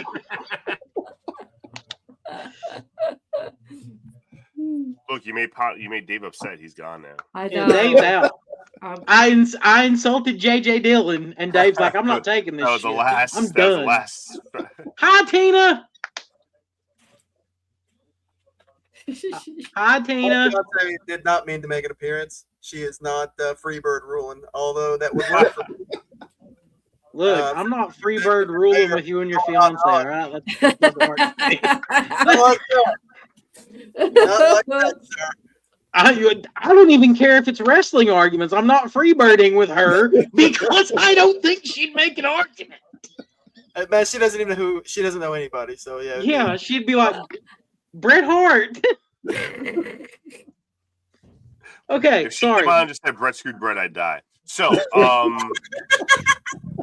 we got JJ versus Don. Yes. Would you guys like to start? I don't know who. Do I we don't know need who to has hear? We just heard JJ. Do you have more for JJ? Oh, that's fair. He just came up. Yeah. Yeah. I think I'm trying to think. JJ with all that I said before. JJ also. Oh well, no, because that's just behind the scenes stuff. Um, CZ, if you have something, I think I'm totally out with JJ. Juice, Danny, do you have more for Callis that you need to argue? I mean, Yeah. Okay, go ahead. You go first. Yeah, I just want to reiterate something that I believe Pondwater and Amy brought up last round was that it stuck with me about how JJ was with the Horsemen, but the Horsemen didn't really need him. He wasn't really there to elevate them in terms of like the star power between each of the other talents. But when you think about with the Callis family, for me at least, we all take off our kind of New Japan hat, if assuming we all watched New Japan when it was like bigger about 10 years ago before AEW. Like for an American audience new to AEW watching it, guys like Okada, guys like Omega and Ospreay, they were all, despite what they can do in the ring, they were elevated, mainly Okada and Takeshita and those kind of guys with the language barrier, not having that audience, not being able to really get connected with the audience. Having Callis there as their manager helps them be taken seriously as a certain threat or talent. And even right now, what's going on with Fletcher? I mean, it's helped elevate Fletcher from here to here with just him breaking off from Davis and Ospreay, shaving the hair, getting to a next level. All this happens with Don Callis. So that's really all I wanted to add there, kind of the language barrier side of things and what he does for an American audience that's new to AEW with no knowledge of New Japan stuff.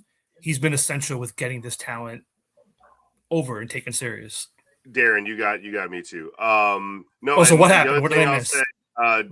Read the comments. The other thing I'll say is, like we mentioned before, I mean, the nuclear heat he gets, and that really helps the Callis family stable get as well. That he just sits on the commentary table, and the entire arena is screaming "fuck Don Callis" before he even like does anything.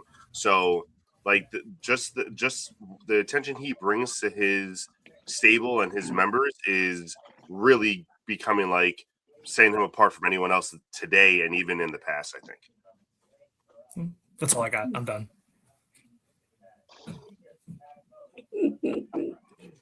I was trying to wonder who the Hernandez family was. Andrew. I don't even know what. I'm not even. But it was Heenan family. That's why I was like, what? I think they were in New England. The Hernandez family. I did too. I was thinking, wow, he went far after LAX. The Hernandez family is not as big as the Callis family. I know. No.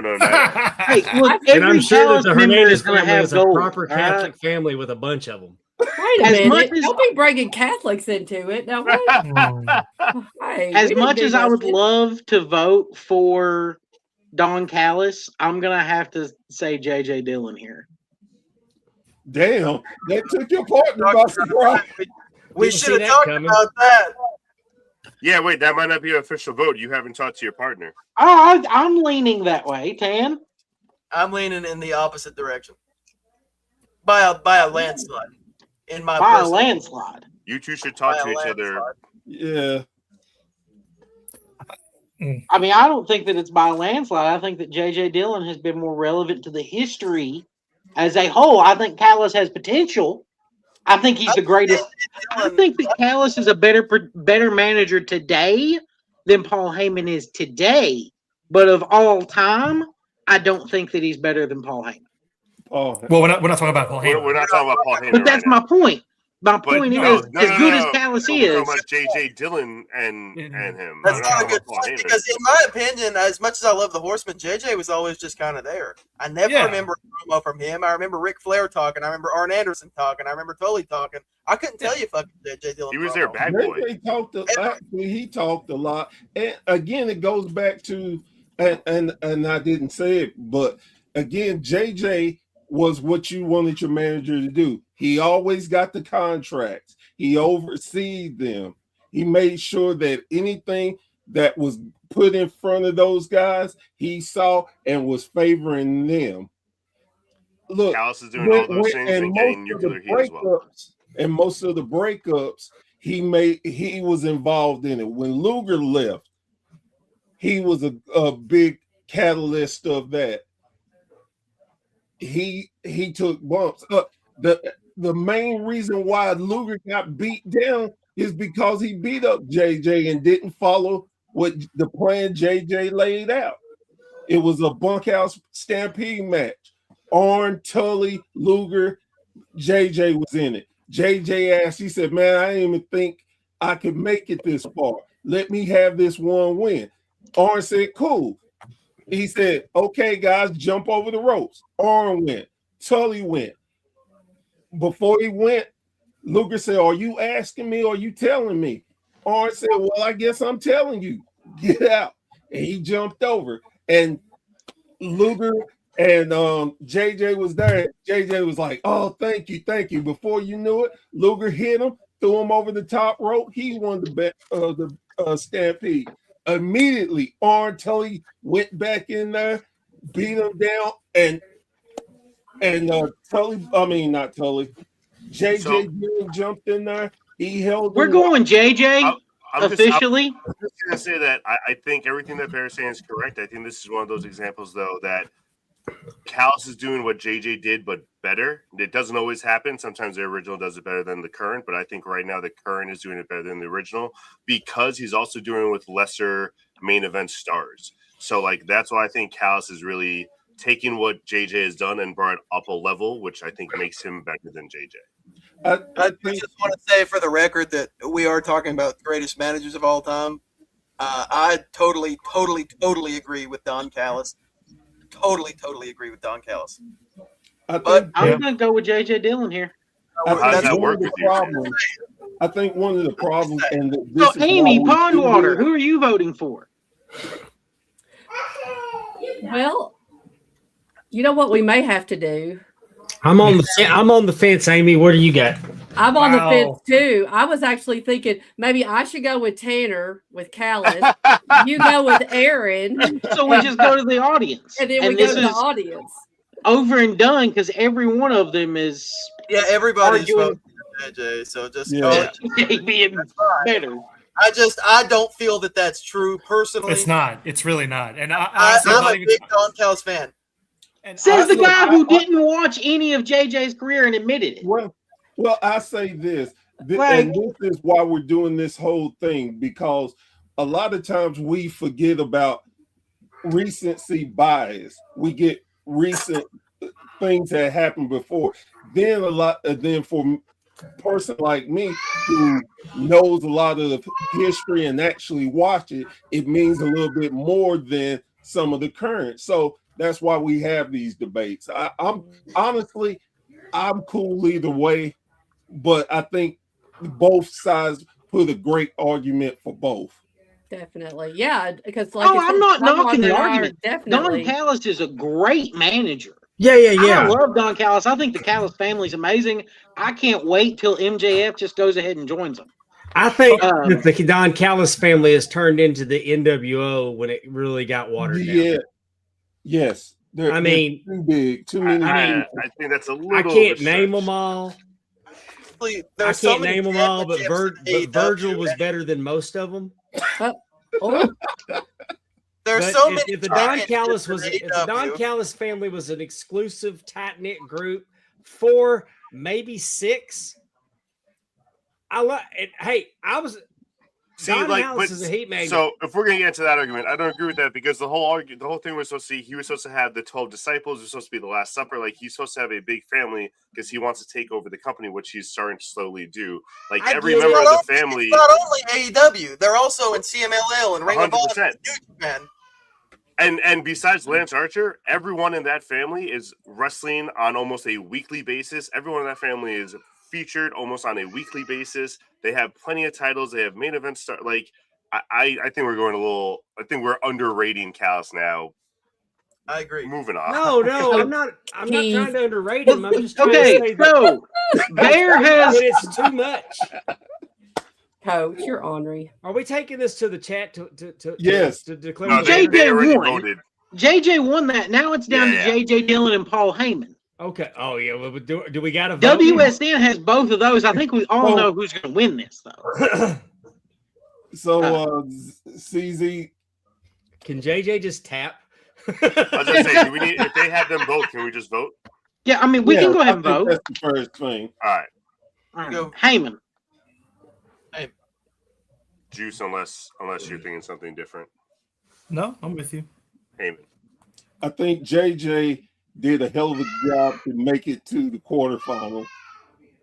Yes. Yep, but he lost. Okay, so But he lost. China and Jimmy Hart. Tam, we have both of these people. Before you guys go on, Bear, I am sincerely sorry. I have to bow out, guys, because I'm about to die in this chair. I'm gonna fall over, pass out, and we don't want to see what y'all did to CZ because y'all rambling about Gary Hart and JJ Dillon. CZ's about to die. See what y'all did? That's y'all's fault. I think I can carry it on for us, man. Thank you. And I got Joe as a backup for you, so if you need him, I'm tagging him in. The man was clean shaven when y'all started.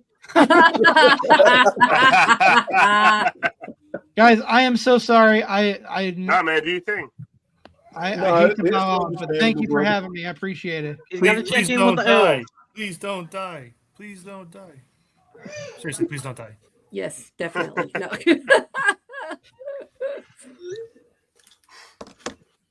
All right, so who's the first matchup?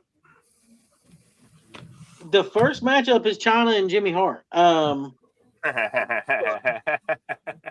So Jimmy Hart managed several. Okay, let's just go here. Jimmy Hart managed the Honky Tonk Man to the Intercontinental title. I feel like that's more of an argument for managing than China did. Tanner, would you like to make an argument for China? Because remember, we must make an argument per the rules that we put on Juice and Danny. My argument is that China and all, and China was groundbreaking and all, but I don't really think of China when I think of Masters, and I think this is pretty easily in the favor of Jimmy Hart. It's kind of laughable that China even made a bracket. China was muscle. In my opinion, yeah, she's not even a manager. She was a hater. All right. I agree. You don't want to vote. China managed to quit looking like a man and become a Playboy centerfold. That's what China managed. I mean, I'm not going to insult the woman's looks, Dave. I'm not insulting her. She looked like Sergeant Slaughter's son when she started. She was banging Triple H at the time too, Dave. Hey, I can't help it if he likes some man-faced. Well, that tells me all sorts of things about Stephanie, don't it? Well, that's the boss's daughter, and look where he's at. He Oh, married I know. well. He 6'7". slept his way to the top. All right. Danny, Juicebox, do you have a vote on Gary Hart or Gary Hart? Shit, that's what y'all have done to me.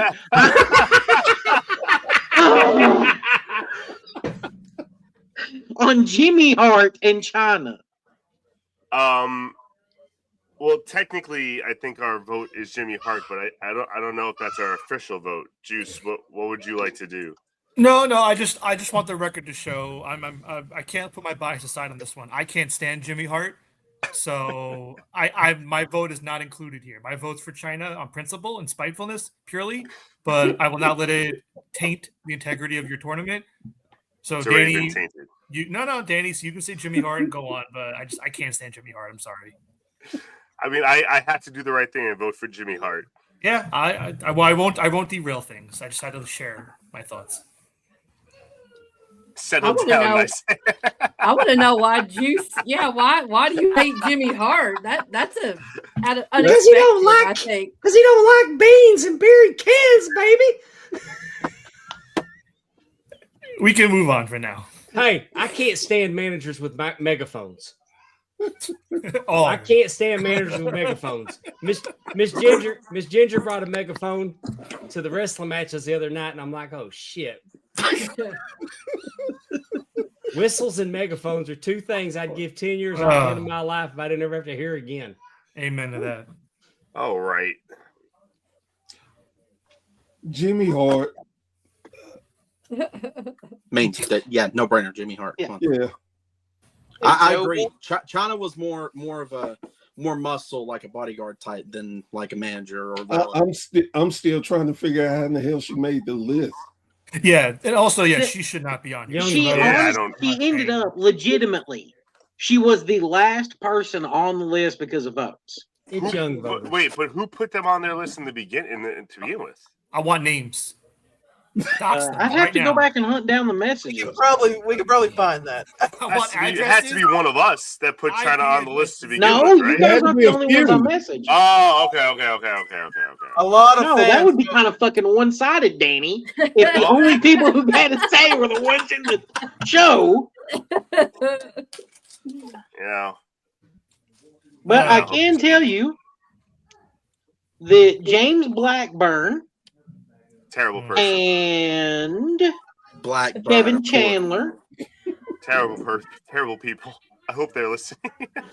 You guys have ruined the sanctity of this tournament. No, I will go ahead and admit that my mother did put China on her bracket, and I apologize for her totally. That was the wrong move. Well, I didn't get put on the bracket. And she just wasn't taught. If anything, I blame you for not teaching your mother. So that's on you. Actually, my mom got me into wrestling. So, I mean, you've got, I'll give you 10 seconds to bash my mom. 10 seconds starting now. Go. Well, no. I'm just kidding. I'm kidding. 10 seconds. That's all your dad took, too. Dr. Phil D. Payne knows your mom, and that's why she didn't vote for him. That's probably right. She's half I hot. love that you froze right as I said that. No, I'm not going to disrespect your mom. I'm sure she's a wonderful woman. Yeah, Becky, damn it, why did you put China? I know that's your dog, but why did you put somebody who's not even a wrestler? That is a shoot. That's a shoot. She named her dog China. Dog she's had for years. That is a shoot. With a ghost of Skandar Akbar will be by to hunt your mother later. What's the next matchup?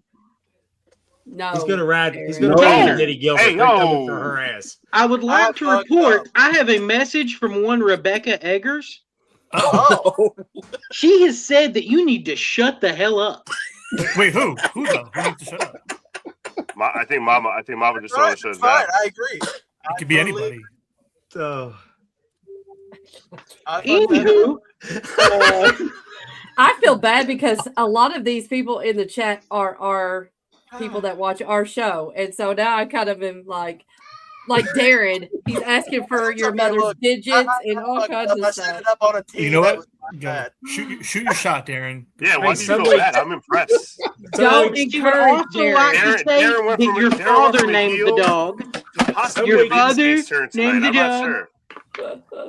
There's some weeks on our show that Darren's the most in the chat is the most entertaining part of the show. You might be your third host. Don't encourage him. Now he's only going to get worse. All right. What we got next? Paul Bear versus Miss Elizabeth. Oh shit. Okay. I want to hear this. This should be fun.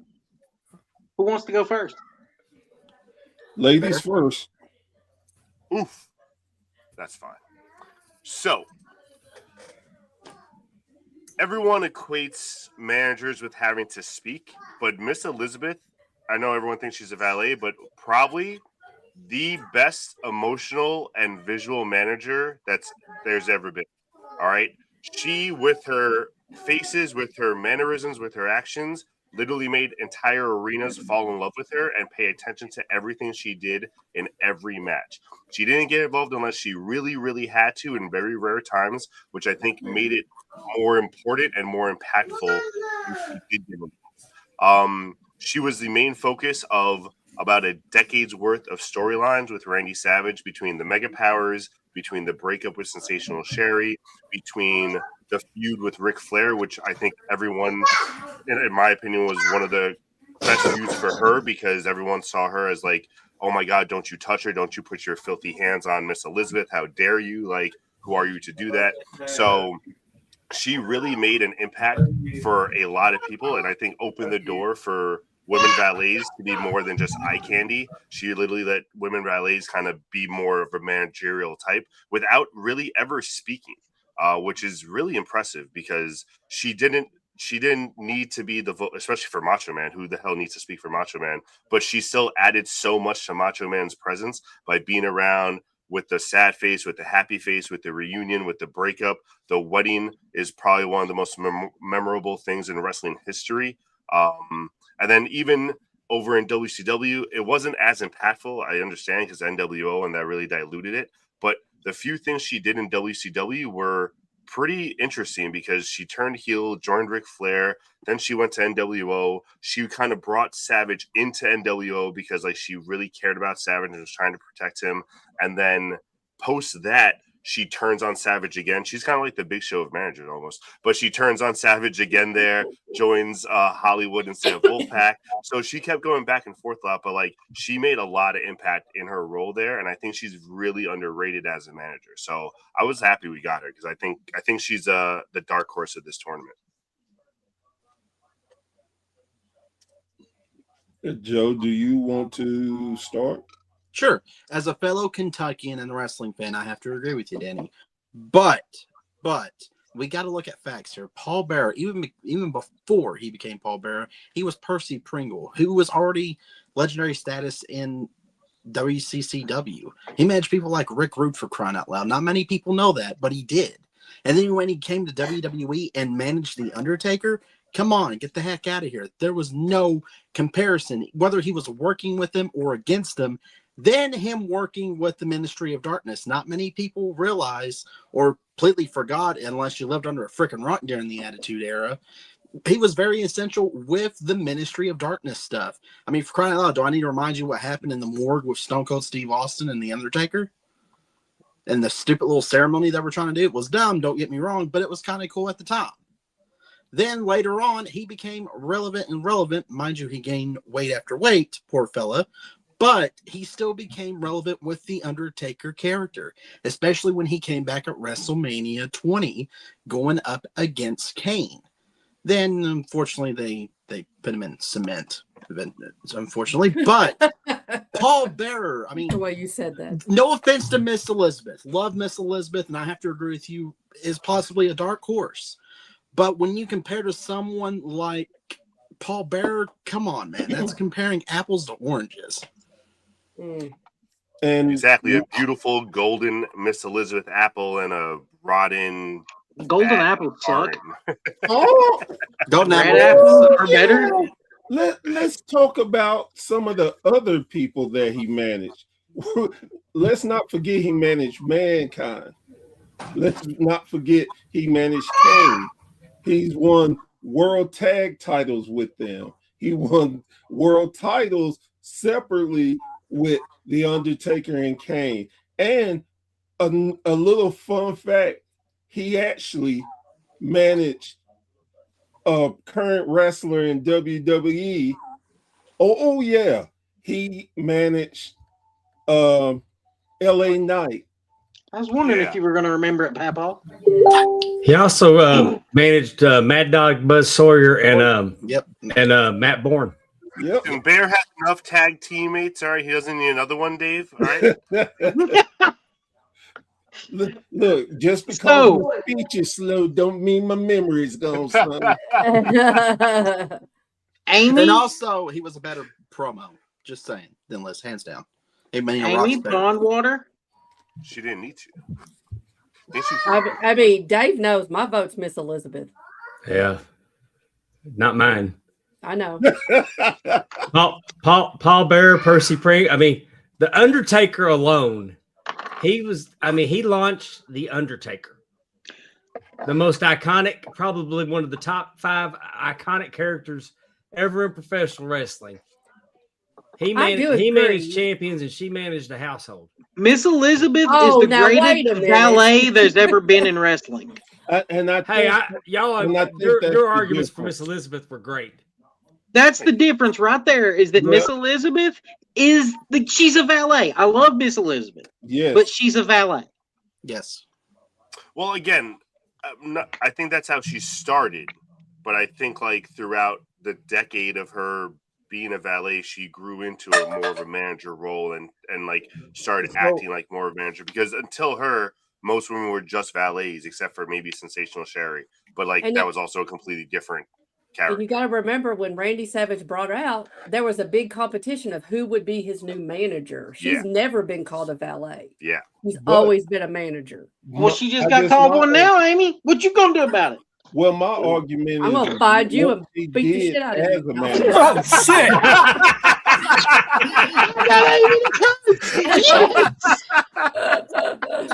Shoot, man! I gave up cussing for Lent, and you just made me cuss on Friday of all days. Goodness gracious! Who'd you Lent it to? It's Friday the 13th. It's a pass. Oh my god! I did it! Yes, you did it. Now we're gonna be banned off YouTube. Exactly. Now I'm going to hell. No. We're gonna end up on Threads. I will say, I will. I got you, Amy. I got you. Yeah, you got our candles. I got you. You're back, baby. You're back. I do want to say about Miss Elizabeth. Again, I'm from Kentucky too, Joe. So I know that you understand that bond everybody has with Miss Elizabeth, who's from Kentucky. But she was an integral part, I mean, like, of a storyline. Like, I don't really know about, I mean, I get Paul Bearer, definitely. But, I mean, you would not have had the mega powers if you hadn't had Miss Elizabeth. You would not have had the mega powers exploding unless you had Miss Elizabeth. I just think that that's right. Guys fighting over a girl has always been a great story in entertainment. Well, and a year's worth. So go ahead. I'm sorry. No, I'm sorry. I'm just a voice. I'm not even fighting. I mean, so what's the official vote for you guys? So what's the official vote? We need an official vote from Amy and Bondwater. I'm gonna side with Amy, and I'm gonna vote for Elizabeth. Oh, so we're gonna have to go to the crowd. But if this would have been against Percy Pringles, Elizabeth didn't have a chance. Oh yeah, no, I have to agree with you there. 954. We're gonna have to have the vote here. Well, and with that argument Amy put out, I would say if it wasn't for Paul Bearer, it wouldn't be Kane and the Undertaker, because he brought in Kane, the storyline of the brothers, and then how Kane was Percy's son. I mean, hey. Because he diddled up. Where were you going with that, Bear? I got lost. So I got lost when I started talking. So just nod your head. That's most things I do. It's past time for Bear to hibernate. Leave the man alone. Oh shit. Oh wait, hey now stop it there. We don't need another one. I'm not. Oh, whoa! Oh yeah! Oh, Miss Elizabeth. It's tied. It is tied. We need one more vote, and it is 954. So the next vote's going to win. Really, probably the most top 3 iconic wrestling managers of all time. And you're going to have him lose to a valet. Wait, I have an idea. How about a non-wrestling fan vote on this tie? No, Let's Coach go! Keith said, Oh, wait. Till 5. Wait, till 5. Till 5. Jeez, come on! You got me. You got me. I love till y'all. 5. Love y'all. That'll do it. Elizabeth moves on. Wow. And I think if CZ was still here, he would have had a better argument. I don't know how much better the argument we got for Bear. We've got biased fans in the comment section. There's a biased comment section. Probably bots, really. Probably just a bunch of Hey, that's Pondwater's family. There wasn't a crying baby. It was old Coach Keith. He was in the living room. I heard it. I don't think you would have gotten anything out of CZ tonight, Bear. It's all good. I mean, it was a good matchup. I mean, all right. Which one of you wants to argue that argument. Paul Ellering is gonna beat Mr. Fuji here. Oh God, we got Paul Ellering too, didn't we?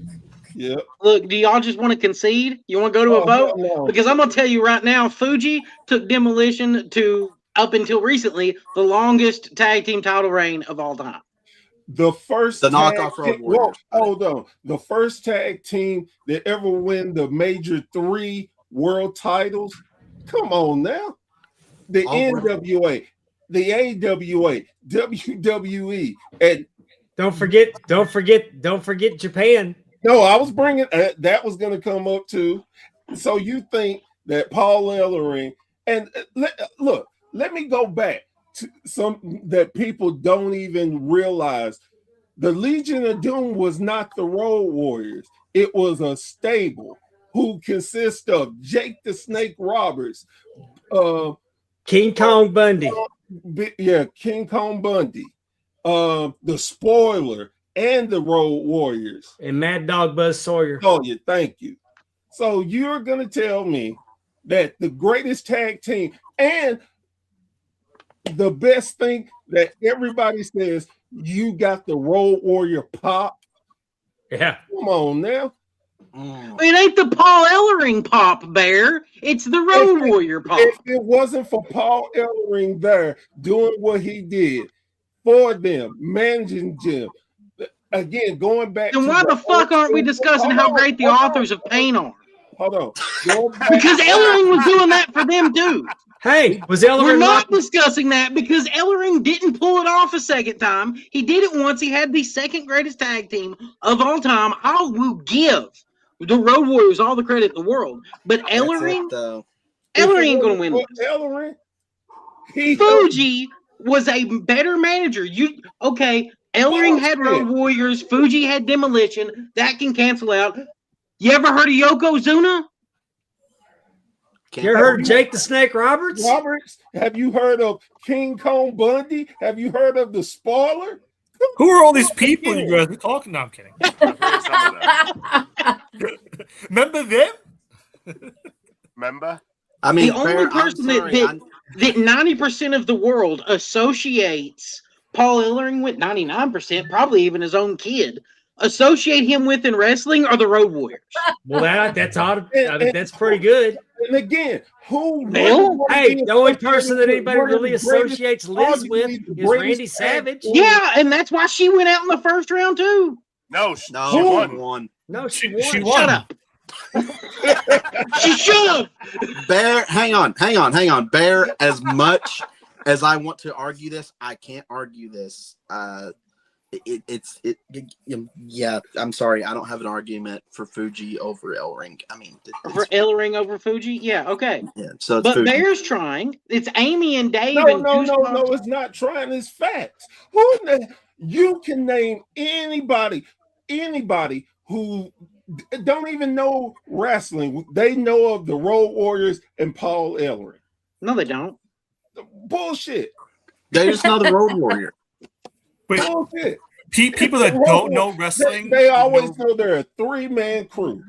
Hold on, wait. The Road Warriors and their manager.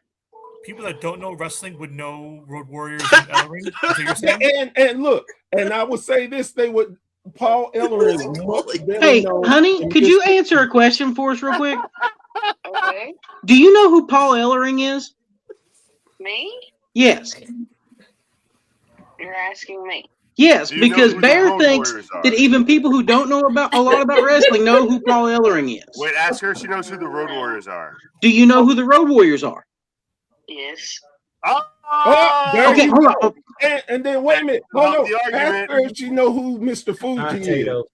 Do you know who Mr. Fuji is? No.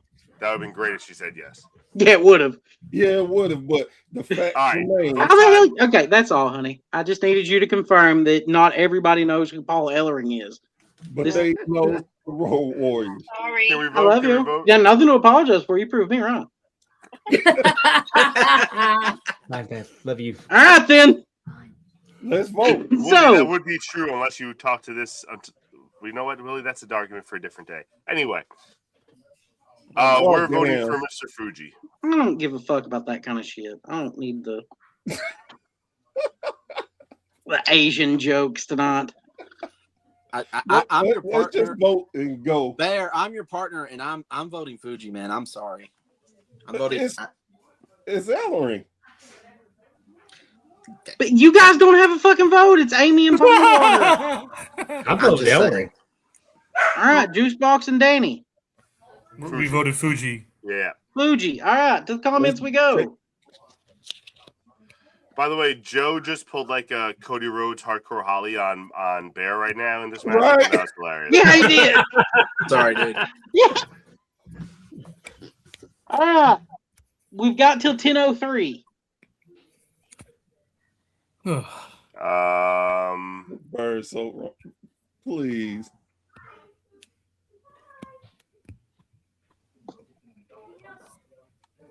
What's it gonna be? Nobody's voting. Yeah, nobody's voting at this point. All right, we got Who said it? Fuji. So I feel like a bunch of people voted earlier. So Yes. AFJ voted for Fuji earlier. Just saw one come up. Darren, I think. Darren said Fuji. Coach Hermie said Fuji. I'm just going back in the chat and looking at No, all that's this. cool. Coach Fuji. Keith is going with Ellering. Okay. While Willie said Paul Ellering.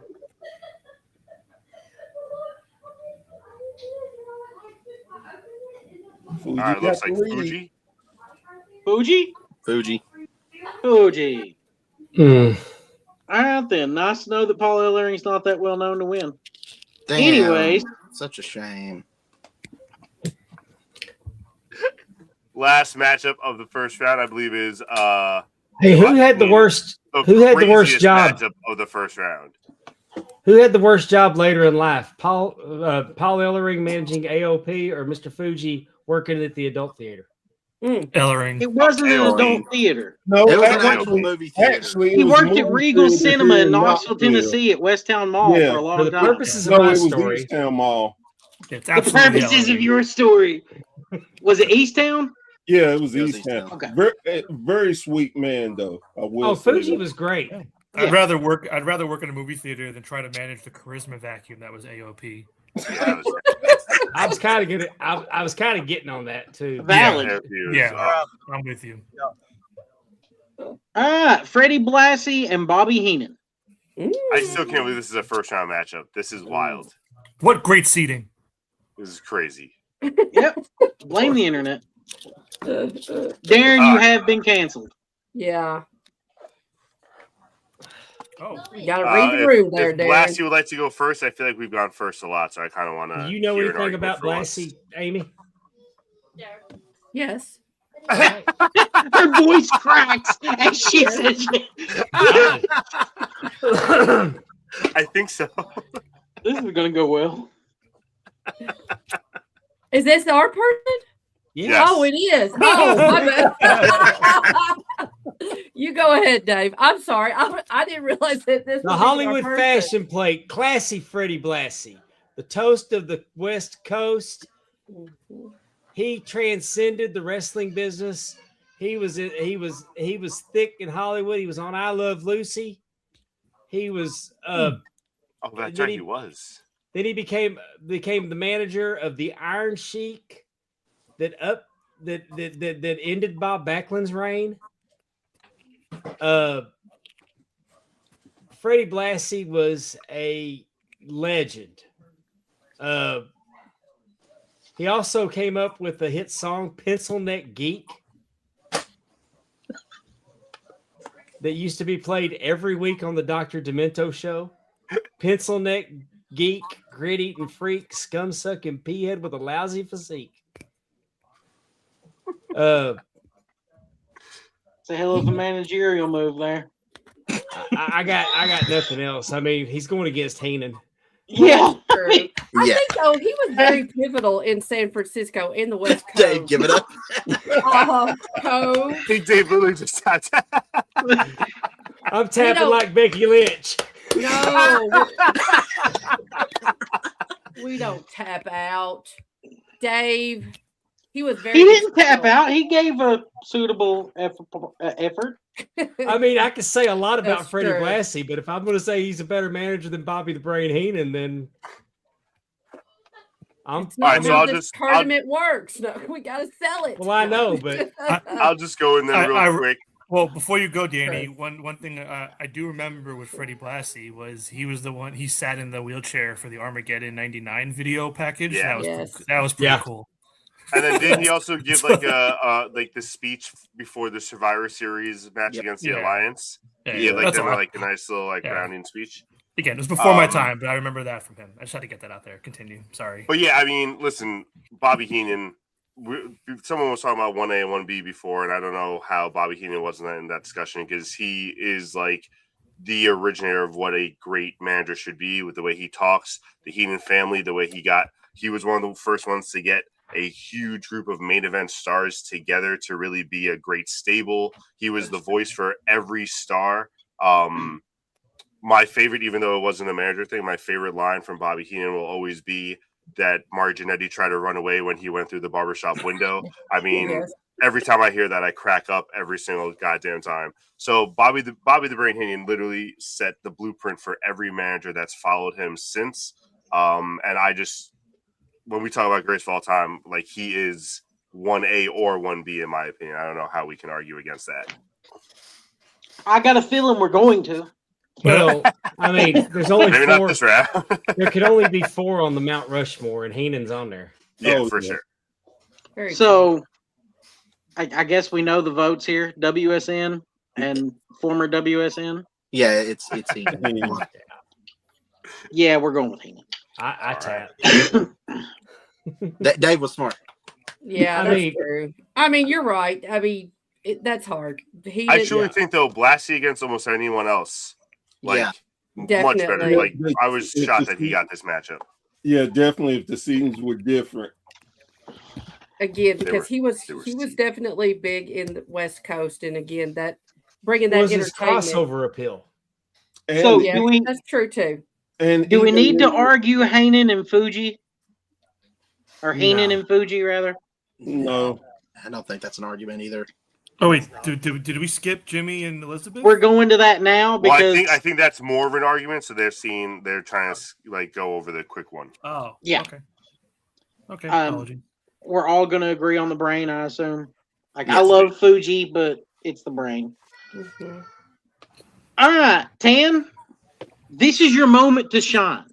Pretend you are doing the most important tanager time of your life and convince Juicebox that Jimmy Hart is better than Miss Elizabeth. To the point where he'll vote against his own person. And the fact that I don't even get a vote, but continue. But it's if he can convince, but he's going to pour it in to convince you, so all the others are going to follow in. Okay, Fair. I'm on board. I'm on board. All right. All right. Listen, here's what I'm going to say. When you think of Miss Elizabeth, your mind goes automatically to Mhm. Randy Macho Man Savage. Correct. When you think of Jimmy Hart, you may be thinking about the Nasty Boys, or maybe you think about Hulk Hogan, or maybe you think about all the other millions of wrestlers. that Andre he's the had. Giant? Haku? Andre the Giant, Haku. And I think that that's really important. Jimmy was able, now of course Jimmy there's some stuff that didn't work there as well, but I think the same could be said for any of the managers on the list. But all around, I think Jimmy's a better manager than Liz. He was vocal for everybody. I did agree with Dave's point earlier. I also do hate megaphones with managers. But yeah, I mean, it's Jimmy for me. Aaron?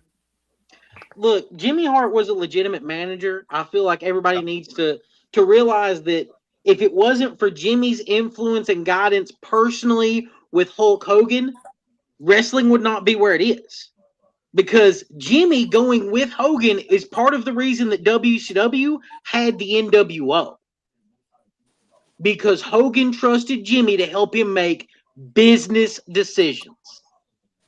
So we have to give credit not just on screen, but also off screen to Jimmy Hart. That's why I feel we have to put him above Elizabeth as a manager versus a valet.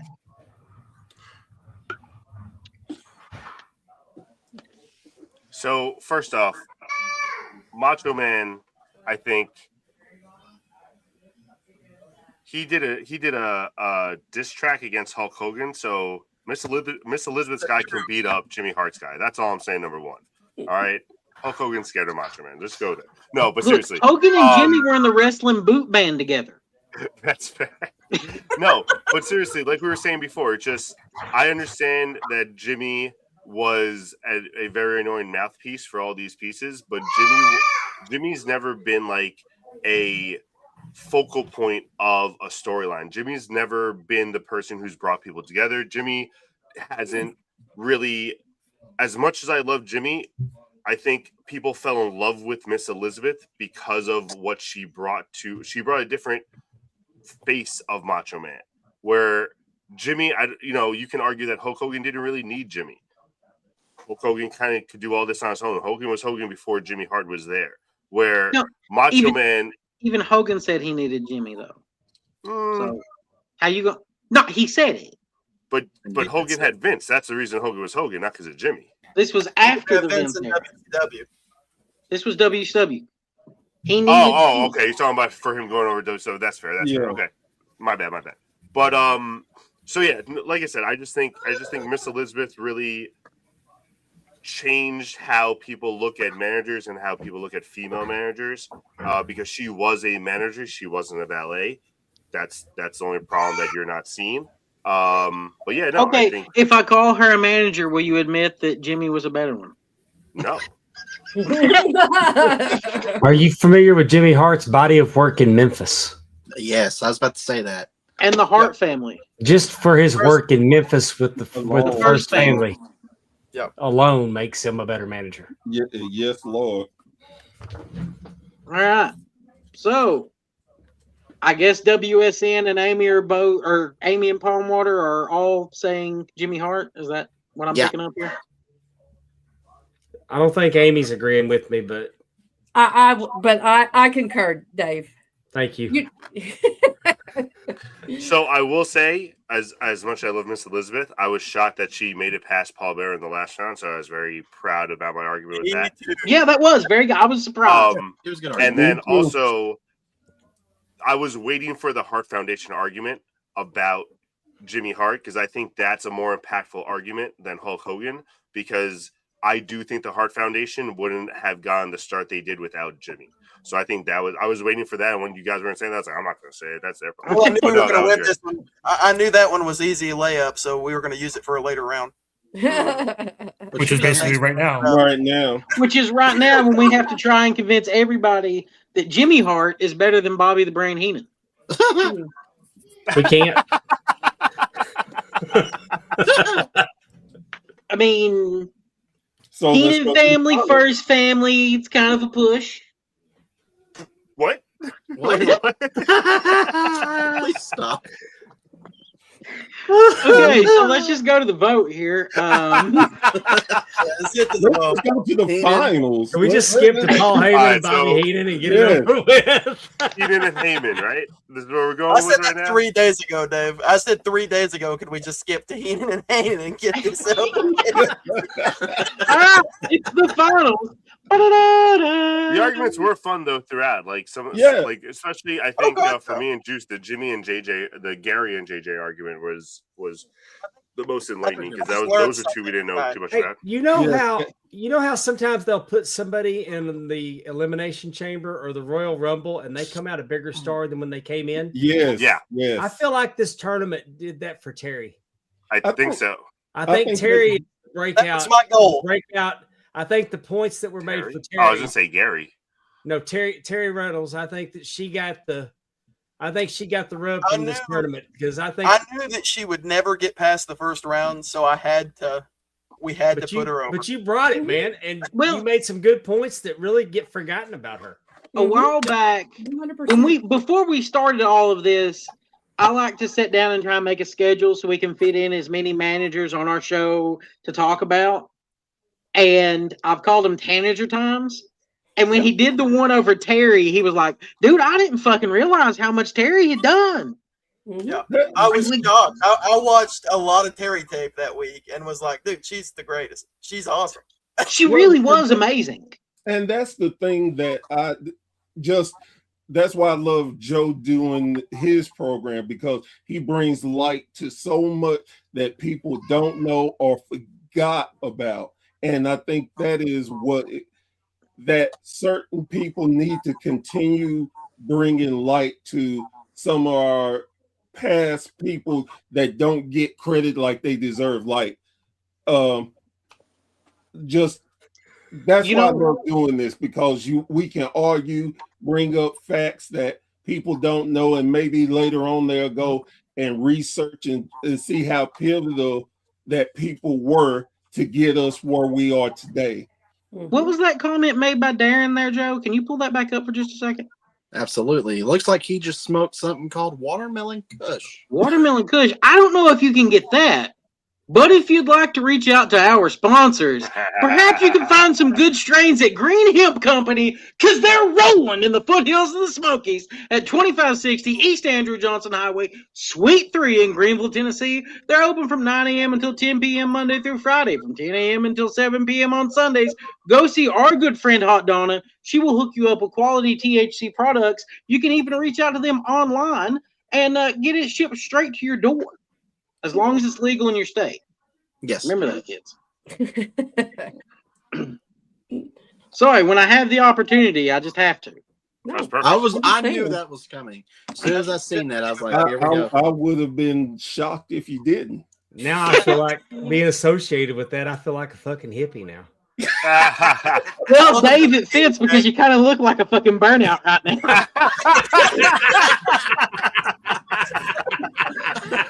Dave.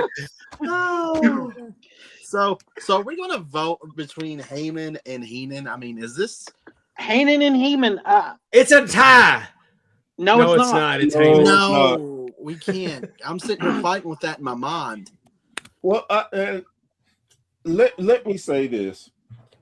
If you go back from Heenan's career from the beginning to where it ended, he is just easily one of the greatest managers of all time. There's few that can dominate any talk from different eras like Bobby. But if you say, with that being said, I mean, Paul Heyman, look at the careers he's helped guide, all the places he touched. I mean, even to this day, even for people who don't even know wrestling history, they know Paul Heyman. Heyman does such amazing work and elevates. Look, who in the hell would think we'd be talking about Austin Theory in today's market? That is a byproduct of Heyman. I was about to say. And, you know, I'm just saying, again, I respect, I definitely respect and love Bobby Heenan. Bobby Heenan has one of the greatest calls for generations. When Hogan turned on the NWO, he screamed, I told you not to trust Hogan. And of course, that doesn't bring anything to the managerial side, but it just speaks on the type of person and how much influence he had as a person.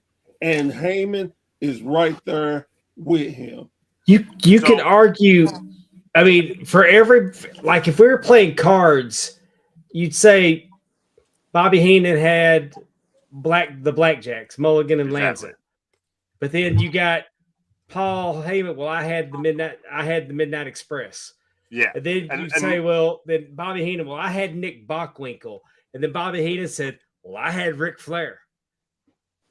And that's what I was going to say. There's arguments for back and forth, but I think the other thing that people have to remember that Bobby Heenan did, where I don't think Heyman has had to do, not that he can't do, I just don't think he's had to do it, is Heyman helped either revitalize a career with Andre the Giant, because when Andre came over, him speaking and him transitioning to the WWF crowd, that was Heyman kind of helping that out a lot.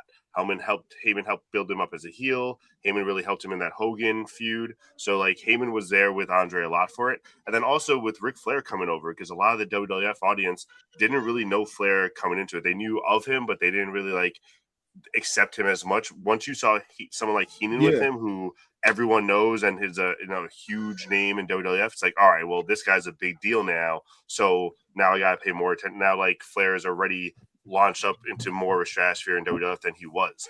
And then of course with Rick Rude. I mean, like Rick Rude was another huge guy where him with the Ultimate Warrior, with everything that Rick Rude is doing, you can see Heyman right next Heenan right next to him every step of the way. And it's just like he was very pivotal to how a heel manager is supposed to be and supposed to act and supposed to say, and it was great. And then the comedy stuff too. Like he could also play the comedy very, very well, and that was an underrated part of what Heenan could do. Heenan really brought like two different personalities into the managerial role to like really showcase what a manager can be. Well, the one thing, and it's been said, but look at what Heyman did with the tribal chief. As much as WWE tried to get him over, he did not get over until Paul Heyman. And going back to Rick Rude, he helped Rick Rude dominate WCW at a time where nobody was paying it any attention. It was on the hell down almost to the brink of being done. So again, it's so easy to pair off the he had this, and I just think that the only difference and the major difference is that he is still doing stuff today. Now, if Bobby was around, maybe he could still be a bigger name, but with Heyman, he takes some, again, and I hate to beat up on Theory, but look at what he's done for Theory. Again, I mean, he's not. That's not a good argument. I won't say he's the greatest, but he put his name in people's mind, and he believed in him where nobody else wanted to touch him. He does that with people. Do it always get over? No, but it makes you think and pay attention more to a person. Did you just say that Paul Heyman touches people? And let's make the argument too that, I mean, Heenan transitioned into be a great color commentator. Sorry, can I just also say Heyman was a good one before he was the wise man. Yeah, I agree with that too. But just to kind of use a former argument that Bear said before against him, don't let recency bias also cloud your judgment, because Heenan was WWF for a good decade as well. So like, just as Heyman's doing it now doesn't mean that Heenan didn't do it before. Well, and I would add on to your argument. Hell, the AWA, he was a master heel and manager. The WWE stole a lot of things that the AWA did with Bobby and used it on a bigger scale. So again, it's one of those, yes, recency bias, but a lot of times we think of some things in the past that we see as big may not be as big. Now, I'm not saying that with Bobby, but I'm just saying you could have that argument too. All right, let's get some votes in. I think the thing is with Paul Heyman, when we need to get somebody over, we put Paul Heyman with. Is that right, Curtis Axel? Right back. Got him over for a little while. He's got more hits than misses. I was gonna say, to be fair, every manager in this tournament had a miss. Hold on, wait. Sure. Paul Heyman's got more hits than misses? No. Tell me about all the ECW guys.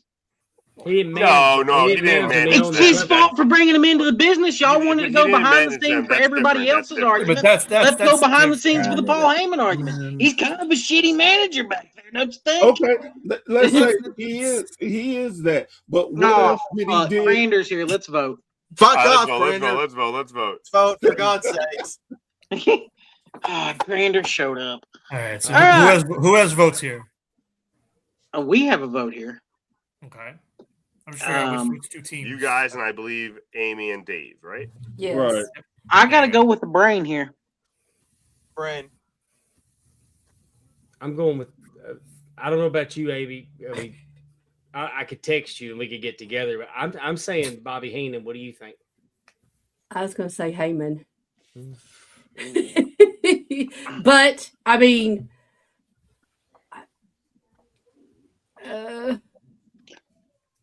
neither one of these people were valets.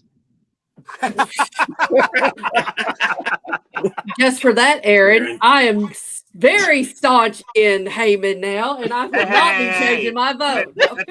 He's not a part of our team. And I'm a good. I didn't say that. I was And I got arguing my for Miss partners Elizabeth. back, Keep that in so mind. that- I'm a Miss Elizabeth liker here over I here. also true. don't That's agree very with my true. co-host. Just for the record, I don't.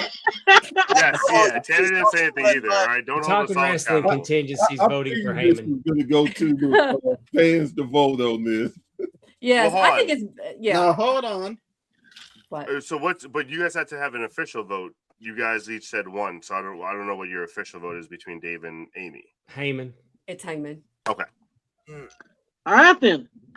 Let's get. We've got. It's 4 minutes till 10:30. Let's give it till 10:30. It's 1-1. Keep making your arguments for all you want. Or you can start putting over your own shows. Like, where can we catch sharpshooters at? So sharpshooters, we're on Twitch every Thursday at 7 p.m. Sorry, 7 p.m. We do a weekly segment called 10 and 10, or as our fans like to call it, the tit. I don't call it that; they do. Yes. 10 and 10, where we talk about the top 10 points in the week of wrestling in 10 minutes, and then we do some other segments. We do trivia, and then we usually do a different segment every week. This past week, we did Revolution predictions. So if you want to go over there and check it out, that'd be great. And we also did a spelling bee where Danny got a lot of the answers wrong. I didn't want to bring that up. Why are you gonna make fun of Danny for his lack of spelling, Juice? It's What the hell, thing. man? It was my idea, so it's my fault. I was gonna say it's all him.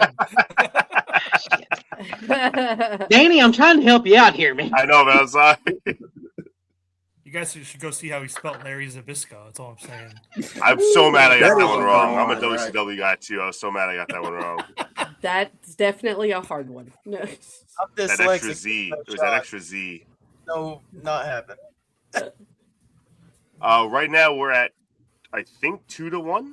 Yeah, we are at 2-1. Okay. Heenan over Heyman. Yep, definitely. 2 minutes remaining on the clock.